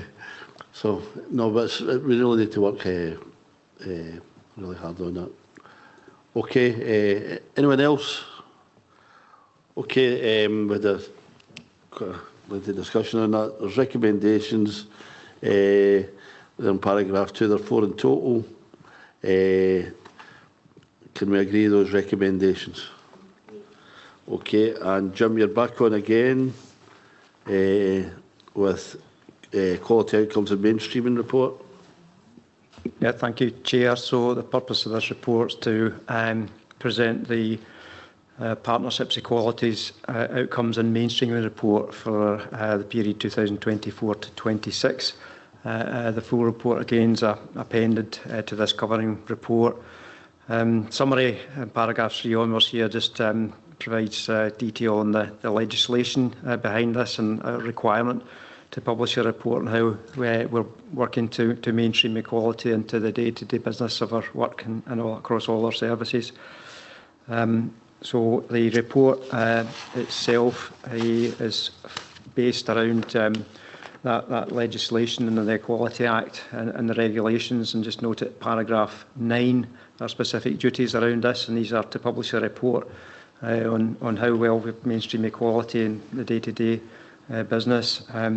We are required to produce a set of equality outcomes, and these were agreed through the board last year and established in April last year, that we considered would best enable us to perform that equality duty. We're required to report on our progress towards these outcomes, and any policies, procedures or services are required to be fully assessed through equality impact assessment processes. So that's our legal obligations here and form the basis of much of this work. The report itself is summarised from paragraphs 10 through to 17. So each of the paragraphs will give a brief summary of the sections in the report. So we'll just note paragraph 16 here, and that describes the 4 equality outcomes that we agreed through the board last year. One around information and communication, ensuring that's accessible and inclusive. An outcome around supporting people with protected characteristics in terms of their support and participation. A particular focus around mental health and well-being for people with protected characteristics as well. And a focus on outcome 4 there around adults with a disability and ensuring that they are supported to live independently. And there's issues in there about travel and that are being pursued through the action plan as well. Paragraph 17 provides more detail on the specific actions in the action plan and the range of activity that's underway to support these. Just a couple of examples to highlight. There's lots in there, but maybe just mention the work of the Community Wellbeing Hub at the Community Hospital in Cumnock, which is bringing together health, wellbeing, community and third sector partners in an accessible setting. There's work underway around fall prevention, health improvement, dementia support and community wellbeing. All of that addressed, helping to mainstream that equalities agenda. Note also the work of the carers strategy that was developed with carers and in partnership with the Carers Centre to ensure that the lived experience of carers was shaping that strategy, and will drive all that work forward. So just a couple of examples there, Chair, but there's a lot there in the full report as well. Implications are here at paragraphs 18 onwards, just the legal implications at 21 there, just to ensure our statutory compliance with the policies legislation. I'm happy to pause there, Chair, and just note the recommendations at paragraph 2. Thank you. Thanks, Jim. A real interesting report. I know we're running out of time and stuff like that, but if you look at some of the stats, some of the issues in our community are not as bad as has been portrayed with some of the national media recently, and some of our, well, just leave it at that just now. But it's quite an interesting read. Okay, any comments or questions? No, can we agree the recommendation of paragraph 2? Okay, and on to a corporate parenting action plan. Marion. Thank you, Chair, members. What you have is the progress report for the East Ayrshire Corporate Parenting Action Plan. So this is year 2 of our 3-year plan. In terms of the report, paragraphs 3 to 7 just set out some background. Paragraphs 9 onwards go through each of the priority areas. There are 5 priority areas with 60 actions across each of those areas. The report sets out progress as at 31st of March of this year, and there has been further progress since that time, which I'll update you on shortly. The report also pulls through from the larger report some key areas that folk have wanted to profile. Some of the areas are focused on how we support young people to move on, for example, in terms of priority 1, through our collaborative approach with Blue Triangle. Priority area 2 around relationships focuses in on the impact, for example, of the care experience lead teacher, or KELTs, and how they support care experienced children in school. Priority action 3 is poverty, and we recognise that poverty actually is an area that is featured in a number of key strategic plans, and it profiles some of the key actions that are being taken forward through the new approach to welfare rights in East Ayrshire. Priority action 4 focuses in on health and wellbeing, particular focus around the impact of neurodevelopmental need, an increasing area of focus and need through the recruitment of 2 posts into Nest. Priority action 5 is celebrating youth, and again profiles some of the work that our participation leader, for example, has taken forward, and our care experience lead teachers. There is much more in the report, but I'm mindful of the request for brevity. What I would take the opportunity to do is just to update you on the current progress of the report. The report is at 78% progressing, so we're anticipating that almost all of the actions will be completed by the conclusion of the report. It's noted in some of the most recent updates that there are a couple of actions that may require to be carried forward, or we may require to accept that cannot be met due to the requirement for funding to meet those. In terms of progress to date, of the 22 actions that have to be completed, only 4 are at 40%, with the remainder at 50% or more, and actually the vast majority of those are in excess of 75%. So progress has been really positive. I know you might be curious about the actions that are at 0%, and I'll happily share those with you. They are in relation to, there are none in priority 1. All of those are progressing incredibly well and actually almost at 100%. Similarly, priority 2 is progressing really well with one action at 0%, and that's about implementing training, a training programme for family time in relation to brothers and sisters with the Children's Hearing panel members, and that requires us to work in collaboration with our colleagues at the Scottish Children's Support Administration and also Children's Hearing members. And that is likely will follow through into the new plan. The next action that is at 0% is about access to devices and data for our care experienced population. There's a piece of work being taken forward through pathway planning to identify any young people who do not have access to a device or a data so that they are digitally connected, and then seeking a way in which we can rectify that. The next 0% action is similarly related to that, and that's again in relation to access to devices and data. So they're linked actions. The next and remaining action that's at 0% is about developing training of community guardians to have knowledge of contextual safeguarding. Contextual safeguarding is a significant area of work and features in a number of plans and will likely be taken forward through the Child Protection Committee.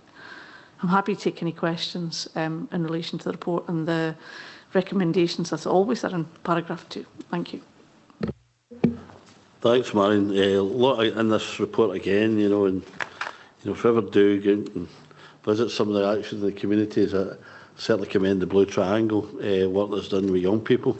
Some great, really encouraging, and a lot of peer support between the young people, and some of the outcomes of some young people have really difficult journeys and getting their life prospects back together. It's really, really encouraging. A lot of positivity there. It's maybe one for the future to look at some of the things in practice that's going on in our communities. Claire. Just quickly, I know I raised this in another forum, but I'm going to have to raise it again at IJB, and it's the case of the digital disconnection of our young people. And I said last week, erroneously, that I thought this would be an easy one to fix a device for young people and that funding would be available, but apparently there's the Wi-Fi issues within the Children's House as well.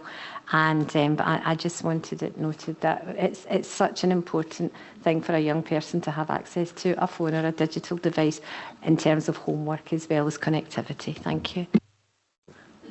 Thank you. No, with regard to the challenge of being digitally connected within our children's houses, it is complex. Our children are digitally connected in that they all have smartphones and they all have tablets and such like, and they do have access to the corporate internet. So in terms of accessing Glow and all the activity from the school, that's not an issue. Where it becomes an issue is where the corporate Wi-Fi and what children want to look at online clashes. So that's the bit that's a bit more challenging, a bit more complex. And I suppose it talks to risk appetite and understanding how we balance children's rights to explore the world through digital and the harms that exist online. So there's a lot of work that's happening around unpicking that and how we can be satisfied as a corporate parenting that we're doing what we need to keep children safe, whilst allowing them the freedom to explore in the same way that their children in the community do also. Hope that answers that. Thanks, Matt. I think just that for those of you who experience this at home, it's important to have an off switch too in some of these devices. And certainly, but it's important in terms of looked after children, particularly that they've got equal access to these devices. Linda. Thanks, Chair. Marion, can I take you to the table again? Right. But I just want to ask about Grange Academy, because it has shown quite a big decrease in comparison with the other 3 schools that are shown, all right, it's quite a decent size increase. So can you give me a wee bit of information what the pattern might be as to why Grange in particular is not doing as well, it seems, as the others? Thank you. We don't actually know that yet, so there's a bit of work being taken forward with colleagues in education to understand why that's happening. So that's part of the work of the Corporate Parenting Strategic Group, is not only to deliver on the plan, but also to be curious about some of the patterns that are emerging. So there's a bit of curiosity and exploring happening around that at the moment. We'll happily take that back to you once folk have got a better understanding of what's going on. Sorry I can't answer the question, but... Yeah, very interested in that one, Grange. Yeah, absolutely. Anyone else? Okay, can we now go into can we agree recommendations there? As Murray says again in paragraph 2. Okay, and go on to item 16, and that's Craig Ross with the proposed criteria for the assessment and provision of community alarms. Craig. Thank you, Chair. This report outlines the proposed implementation of criteria for the provision of community alarms and falls detectors for East Ayrshire residents. And this change is aimed at ensuring that resources are deployed most effectively and will improve the quality of service for those who need it. Paragraphs 3 to 8 outline the background to the development of this criteria and a description of community alarms and broader technology-enabled care, the current provision. In early 2026, by way of background, a rapid review of the community alarm service was undertaken, and the review recognised the critical value of community alarms in supporting around about 3,500 mainly frail and vulnerable people to live safely and independently within their own communities, and the high value placed on the service from respondents. The report made a number of improvement recommendations as presented and agreed at the IJB on the 24th of June this year. One key improvement was the development and implementation of a revised criteria to maximise effectiveness and promote increasing standards of service provision. Paragraph 10 notes that referrals come from a variety of sources, including direct referrals from members of the public. And current East Ayrshire Council published criteria states that any person aged 75 or over can apply without assessment. This creates an inequity in provision where only some referrals are subject to an assessment and does not reflect the changing availability of technology over the last decade and a half to summon assistance, often with solutions that are at lower cost to individuals and without the need for unnecessary public service intervention. The proposed future criteria for community alarm service, therefore laid out in detail in paragraph 12, reflecting the requirement for assessment for all applications against qualifying criteria, targeted at those most frail and vulnerable without additional support, or where provision will prevent other supports from being required. The expectation is through the assessment process, reasons for any falls or other vulnerabilities will be identified and appropriate interventions put in place to minimise risk, for example, rehabilitation, reablement, or provision of aids. And for reassurance, installation will be available urgently and where any significant risks are present, and to avoid any delays in transfer of care, for example, hospital discharge, and providing immediate interventions where necessary. Falls detectors are designed for people who are unable to summon assistance and are at higher risk of falls. The rapid review identified that the use of these has proliferated over the last decade or so, and that they're only actually effective in identifying falls correctly in 6% of situations, largely as a result of inappropriate prescription and use. To enhance the efficacy of the service, criteria for their provision has therefore been proposed as laid out in paragraph 13. Throughout the review, benchmarking revealed East Ayrshire's qualifying approach is broader than most local authorities. Therefore, these changes should achieve improved consistency within East Ayrshire for residents and align with best practices across Scotland. Paragraphs 17 to 20 note that revised materials will be available to support staff awareness and knowledge of appropriate assessment, and that public information will be updated to reflect these changes. These changes are for new referrals only, and are therefore not expected to have any change for existing users except to improve the quality of response through freeing up service for those who most need it. In terms of implications, paragraphs 21 to 26 anticipated the criteria will reduce the new provision of community alarms the magnitude of around about 10% per annum, which will affect income by an estimated £28,000 through charging, however, expected to be largely offset by reductions in equipment provision, for example, falls detectors, other devices estimated to save around about £18,000 per annum. A further report will follow, as mentioned in the June IJB, regarding future charging model options once more detailed analysis and consideration of options is undertaken. Paragraphs 32 to 34 note potential risks to implementation. However, these should be mitigated through individual exploration of alternatives, ongoing review of the impact of these changes within a 6-month period to provide assurance of effective implementation. Detailed communications will follow across the partnership and the public, examples of which are contained in Appendix 1. I wish to express my thanks to the staff involved in developing these proposed criteria and therefore ask members to consider the recommendations in paragraph 2. Thank you. Thanks very much, Craig. Any questions? Okay, we're approving the revised criteria, otherwise noting. Can we agree the recommendations?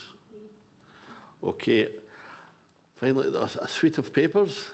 Chief Finance Officer Ellie Mackay will take us through, first of all, item 17, Financial Management Report. Thank you, Chair. I'll try and go through this as quickly as possible to leave enough time for questions within the slot. So we have the month 4 financial report for the IJB. It's a strange job being the Chief Finance Officer for the IJB. You sit in this middle and you've got the NHS colleagues producing loads and loads of financial information, and the council colleagues. And then I have to, I think the Director of Finance at NHS called it melding it together. So that's what I do, I meld it together and put it in this report. Now, I will touch on the report presentation at the very end, because I want to give a takeaway to the IJB. I just like to thank all those colleagues who are involved, because consistently the projections that we use to create these reports, and I also observed, as previously in my role as the IJB Chief Auditor, projections tend to be very reliable from the two parent bodies, and we've got some of the finance colleagues in the room for the first time today from Council and NHS, and we've also got Charles Staines, who is the Senior Finance Officer within Health and Social Care, who supports me. So very much thank you to Chaz for pulling this together. So anyway, the recommendations give us the overview, so that's the top line story. I'm going to highlight a few of the paragraphs, Chair, but I know everybody will have read the report. So just to be absolutely clear, the report at month 4 is based on the best estimates of where we'll be at 31st of March next year, based on commitments at the moment. So that's who's in post, what posts are vacant and might be filled during the year. For care packages, what's the commitment to care packages, which is, in a lot of cases are multi-annual, so we have that commitment on an ongoing basis. And a lot of the commitment systems, and particularly within the Council Commission services, have been subject to continuous improvement over the last probably 6 months at least, to give us even better information, and that progress continues to support decision making. So these reports are in a journey of continuous improvement as well, and that will be reflected as we move through the year. So, as we know, legally the IJB has to have a balanced budget. The report overall is encouraging in terms of that direction of travel towards that financial balance. Still not quite there, but in a much better position than we were last year. But, and I think it was Sheila who used the phrase earlier, and I had jotted it down here earlier, continued challenging environment. And I don't think any of us are unaware of that.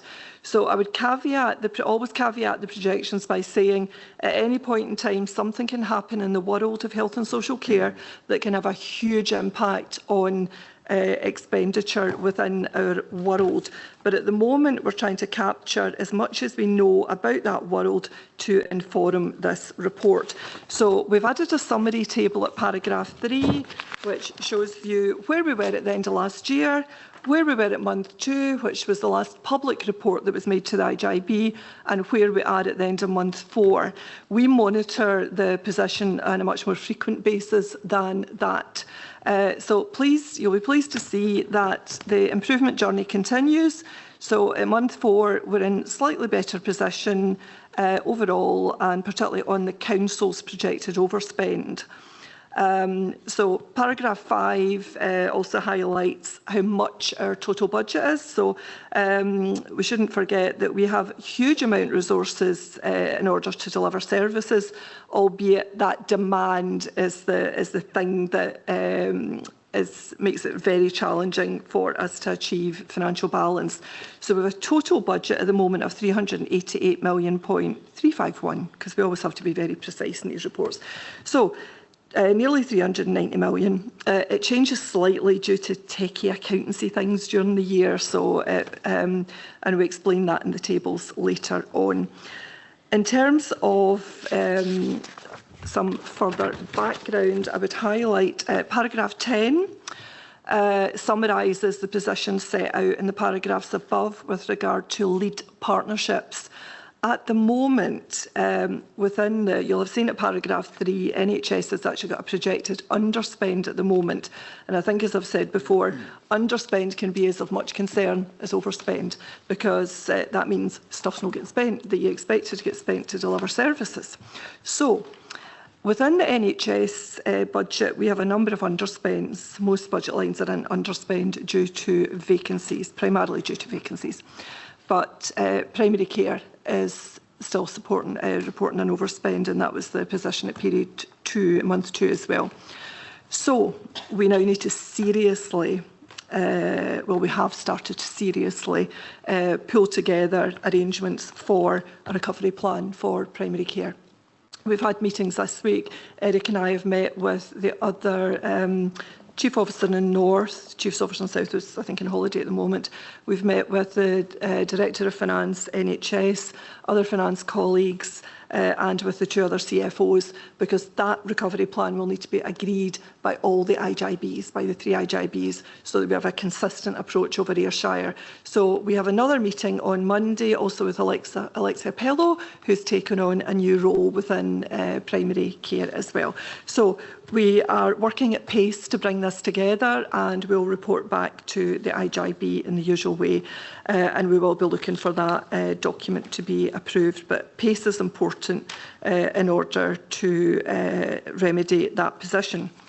So I'm going to move on now to paragraph 14, and we'll remember at paragraph 3, the council overspend is a figure starting with 3. It's 3.odd million, and I'm being very specific at not mentioning the 3 figures after the decimal place, because it changes on a day-to-day basis.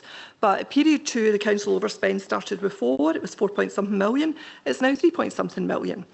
And within that, there have been, that's primarily related to learning disabilities, which is in itself just over 3 million. So it's predominantly attributable to learning disabilities.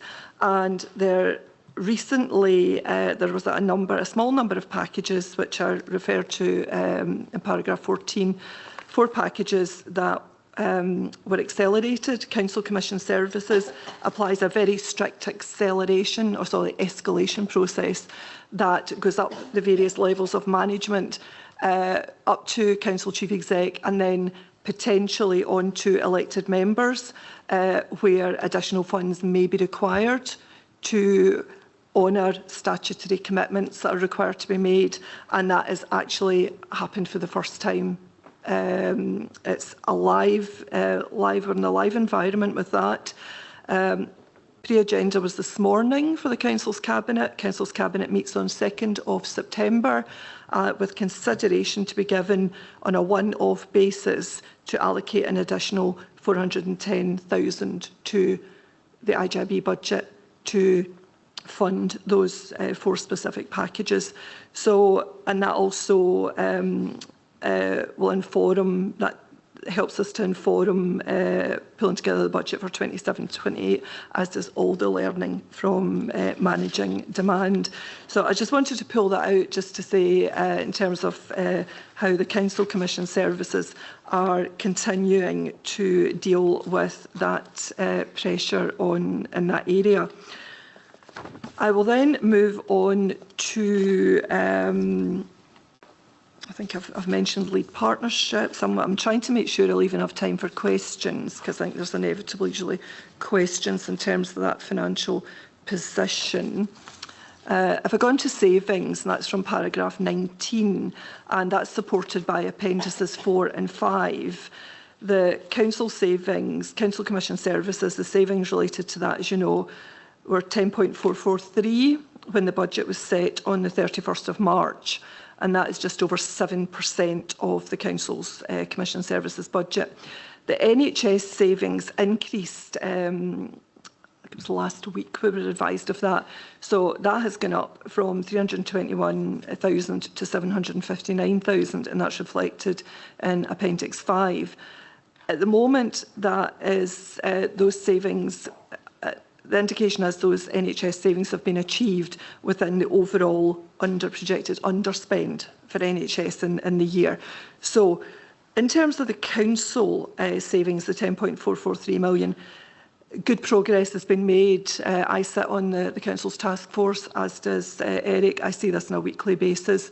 So we are currently sitting at 5.775 achieved. So more than half has been achieved 4 months into the year. So, and that's actually a very cautious estimate. So that will improve. And what we've also added in Appendix 4 for you is everything that Council Task Force, the Financial Recovery Assurance Board, to give it its Sunday name, sees. So you're seeing everything that they see. So the impact, the indicators that are monitored in terms of overtime, in terms of utilisation of external provision for care at home, for example, as opposed to internal provision, all of that is included in Appendix 4. And that will continue to share that higher level of reporting information around the savings. Absolutely not detracting from the huge challenge within those savings, but I think we can recognise that good progress is being made in that area. Conscious of the fact that a question was asked earlier about the impact on performance of the savings, and what we've added to try and start to capture that message within the finance report is from paragraph 25. We've added a director's statement to the finance report because it's absolutely critical for me that we're not just reporting the pound signs, because that's the price of everything, but what's the value? So the director's statement is to try and juggle that balance between what we're buying, what we're spending, what we're buying, and what we're actually doing, and what the impact is on the ground. And you'll see more of that approach developing, and particularly in the 27-28 budget. And so the director's statement puts the financial position in the wider service context. We then move on to paragraph 31, which lays out our risks, potential consequences and transformational opportunities. And we've already touched on today, in terms of those transformational opportunities, that reference to the whole system and the whole system investment that's been happening over the last few weeks, which has already had some tangible impact for the community in East Ayrshire. I also wanted to highlight in paragraph 34 that the revised financial regulations, which are also going to be considered by the IJB today, are setting out an accelerated budget process for next year, and for every year after that. We will start negotiating as an IJB with the Council and the NHS in September, October, to try and get the best possible settlement for the IJB. And we're already on that. We've had a number of meetings with the relevant staff. Various pressures templates have gone out, and we have NHS finance staff and Council finance staff walking with us on that journey as well. So we'll bring back Eric and I, well, assuming you approve the financial regulations, that empowers Eric and I to pull together that first draft budget, have those initial conversations, and then come back to you by end of the calendar year with a draft budget for the IJB, with ideally the IJB budget set by February of next year. Which I think probably is actually the more practical way to do it anyway. It's the best way to do it, but in an election year for local government is probably the more practical way to do it as well. So that's the sort of steps towards future sustainability that we're putting in place, and hopefully you can see some evidence of that today, along with an improved position at month 4, albeit with the usual caveats about the challenges of demand management of the need in our community. So, Chair, that was all I was going to say. So happy. Oh, sorry, I was going to say a takeaway. Sorry, I threw that out at the beginning, then didn't follow it through. So, as I said, the finance reports are going through a bit of continuous improvement. I always say this, doesn't matter what job I'm doing. I want to know, I'm here to serve you. So whatever you would like to see in terms of the presentation of that finance report, my email address is at the end of the report. Let me know, and where it's practical to add it in or take it away, happy to do that. Okay, thank you, Chair. Thanks, Elliot. For what it's, I think it's a very readable report. Sometimes it can go two ways. I think you've got the balance quite right, but I've been obviously willing to open to suggestions. Anybody want to, Sheila? Thank you, Ailey. Very, very clear. So thank you for the paper. So I've got a few questions, Ailey, as you no doubt thought I would have, being a finance person as well. So in the table, on table 3, we're saying we're currently 3 million adrift to reach the year-end balance position in the council services. Is that correct? The director's statement says 2 million, so I'm not sure if that's like a projection that we think we're going to finish the year with a 2 million overspend just as an estimate. That's my first question on that. The gap between the 3 million and the 2 million in the director's statement. I'd also like to understand, and maybe Eric will be able to comment, or yourself, Ailey, around the risk. And the risk might only be that we have this 2 million that's on the director's statement that we need to substantiate, and we're going to finish the year with that. But what's the risk around reaching a balanced position as we finish off the year?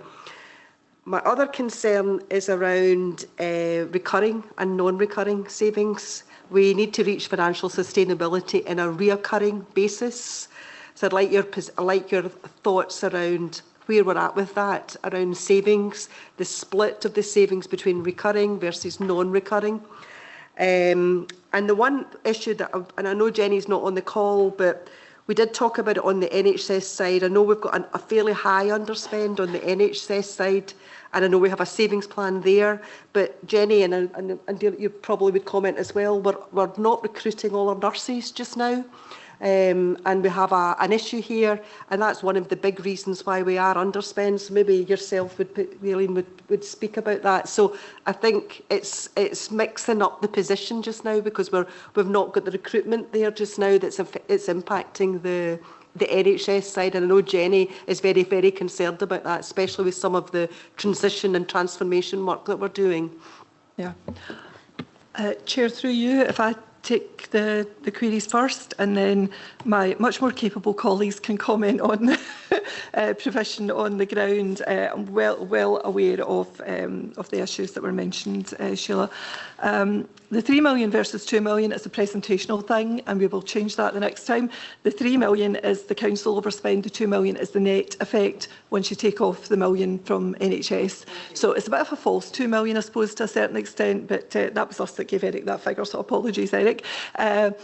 Yeah, it's really you need to look at it, as you well know, as two separate projected outcomes, which is why we present the table that way. So that's the clarification there, and we will change that. In terms of risk, I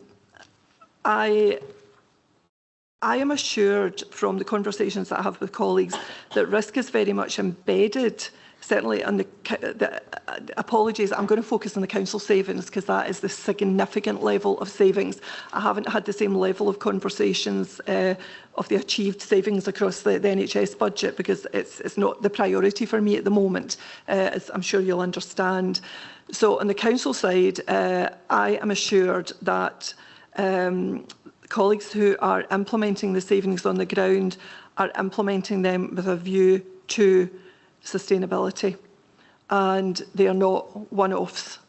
It's, I think, a very different approach, or a continued approach. I think we saw the beginnings of that at the end of last year coming through in the Council Commission services.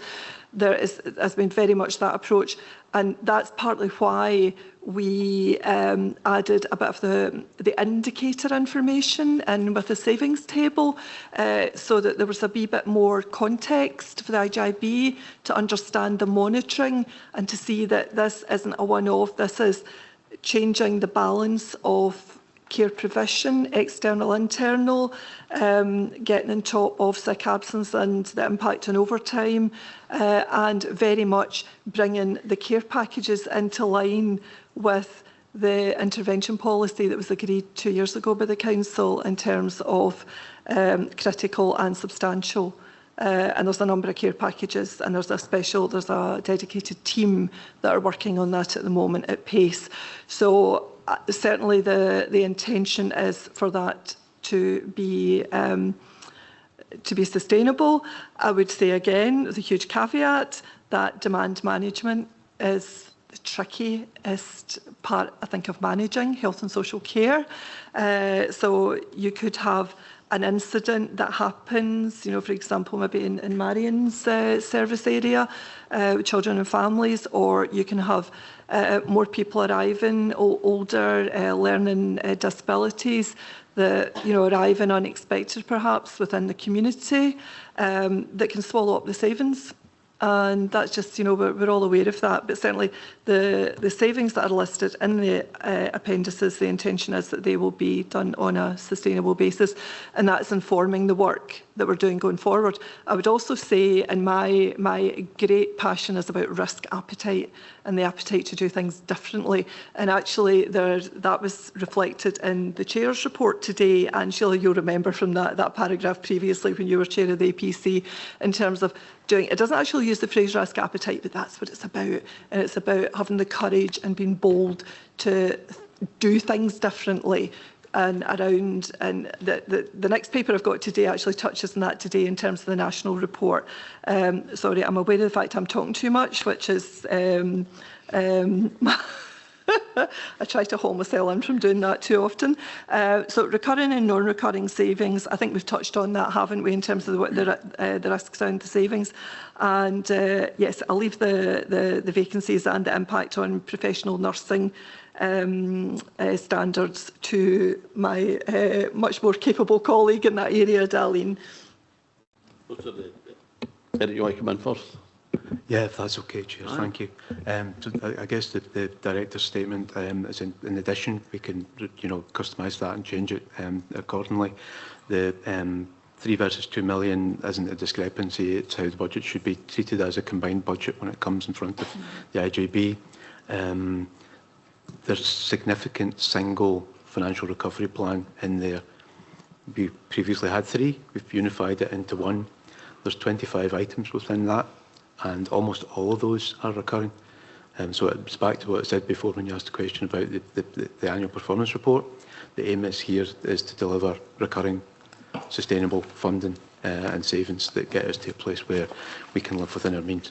That is challenging, but if you look down all 25 of them, where we're at in the year, and you project forward for the remainder of the year, we're on track to deliver those. We haven't marked them all green, because there's still risks around about it, so some are amber.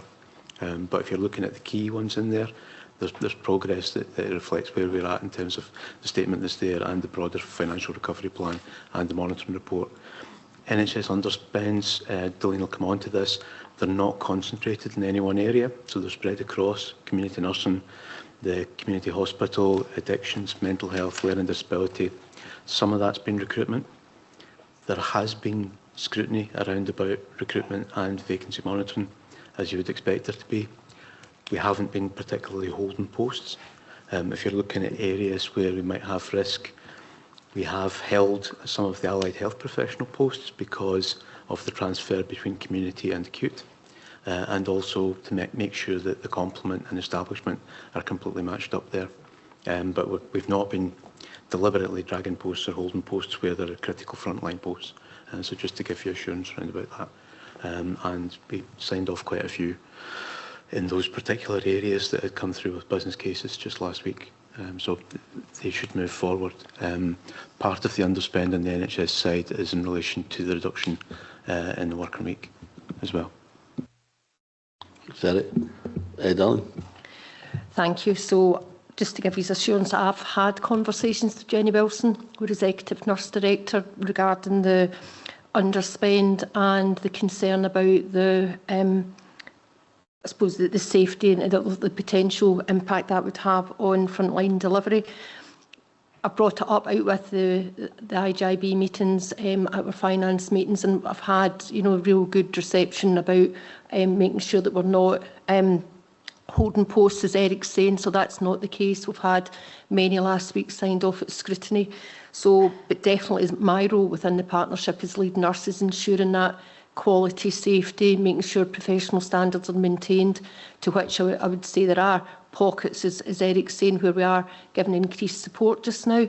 But I want to give the IGIB assurance that I am on a daily basis looking at safe staffing, making sure that we are adequately covered, and especially in the landscape where there's an increase in demand, increase in complexity of care, but also thinking about nationally the Health and Social Care Service Renewal Framework and how we are recognising within East we need to do things differently.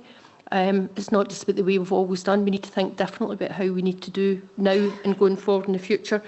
And again, just to give the IGIB assurance that now and going forward, I will continue to look from that professional nursing lens, and should I need to escalate to Jenny, which is my role as part of being here as a lead nurse. So, but just now I am assured that they are working together across the partnership. So thank you. Thank you, Chair. Two questions, if I may, but I'll start with the first one on the recommendation 7 is in relation to East Ayrshire hosted services, and it notes that there's a projected overspend and we need to address through a financial recovery plan. Just in terms of when we might see that plan in terms of timeline, and would there be enough time left in the remainder of the year to actually bring that back on balance? Because I'm conscious that we're now effectively at the end of coming towards the end of Q2 by the time we next get there, and it gets harder every time. Thank you. I'll come back with the second question. As I mentioned earlier, we've already had meetings at very senior level to take this forward. I can't give you a date at the moment, and we haven't looked into the detail. But what I can say is, when I say we, I haven't looked into the detail from an IGIB CFO point of view. But more importantly, one of your Assistant Directors of Finance in the NHS is currently collating a report with colleagues to support that process. So that will be out within, I think, next week or so. And then we will move on to the next process, which will be pulling together. This won't be added on to the recovery plan. It will be a separate standalone recovery plan that will be monitored and will be reported within the usual finance reports. And we'll consider what point we perhaps need to circulate that earlier to an IGIB for agreement before the month 6 IGIB. I would imagine in terms of timing.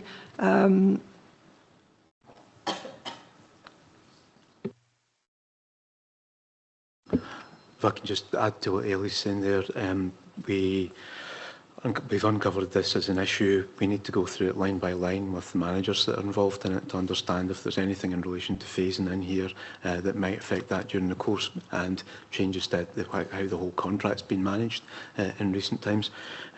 We understand the issue in terms of £142 million budget. This projected 879 over, to 0.5% of that massive budget. But we need to get underneath the skin of that sit down with senior managers in the service, properly understand whether we need to go into immediate in-year cost control measures, look at vacancy scrutiny that we've just talked about, whether there's things we need to do in relation to redeployment of MDT, or understanding what some of those other elements within the primary care funding looks like, and come up with realistic measures that we can take forward over that period of time. We also need to review the reserves and understand the underspends that have been in primary care historically and where they get allocated pan-Ayrshire, given that we're the lead partnership for this. So that needs to be done across East, North and South, so that we're properly involving all the other stakeholders in a pan-Ayrshire service. So we'll start doing that. We're sitting down with the team on Monday to go line by line through that with accountants, and we'll come back in due course once we've thoroughly understood the problem. We would anticipate if there is a recovery plan required, it will need to be done speedily. Will need to be done probably the most of that work in September, and bringing something back to IGB and onward to North and South IGBs over the course of October. Thanks, Eric. Okay with that, Neil? Yeah. Yes, thanks. And you actually partially answered the second question, so I'll move on. Thank you. Thanks.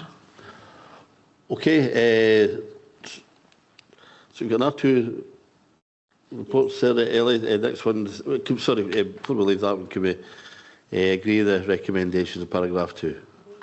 Okay, on to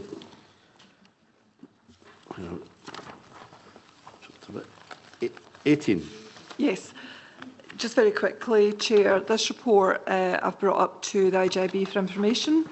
It was issued during July by my group within Health and Social Care Scotland, which, as you know, is the national collaboration between all the IGBs.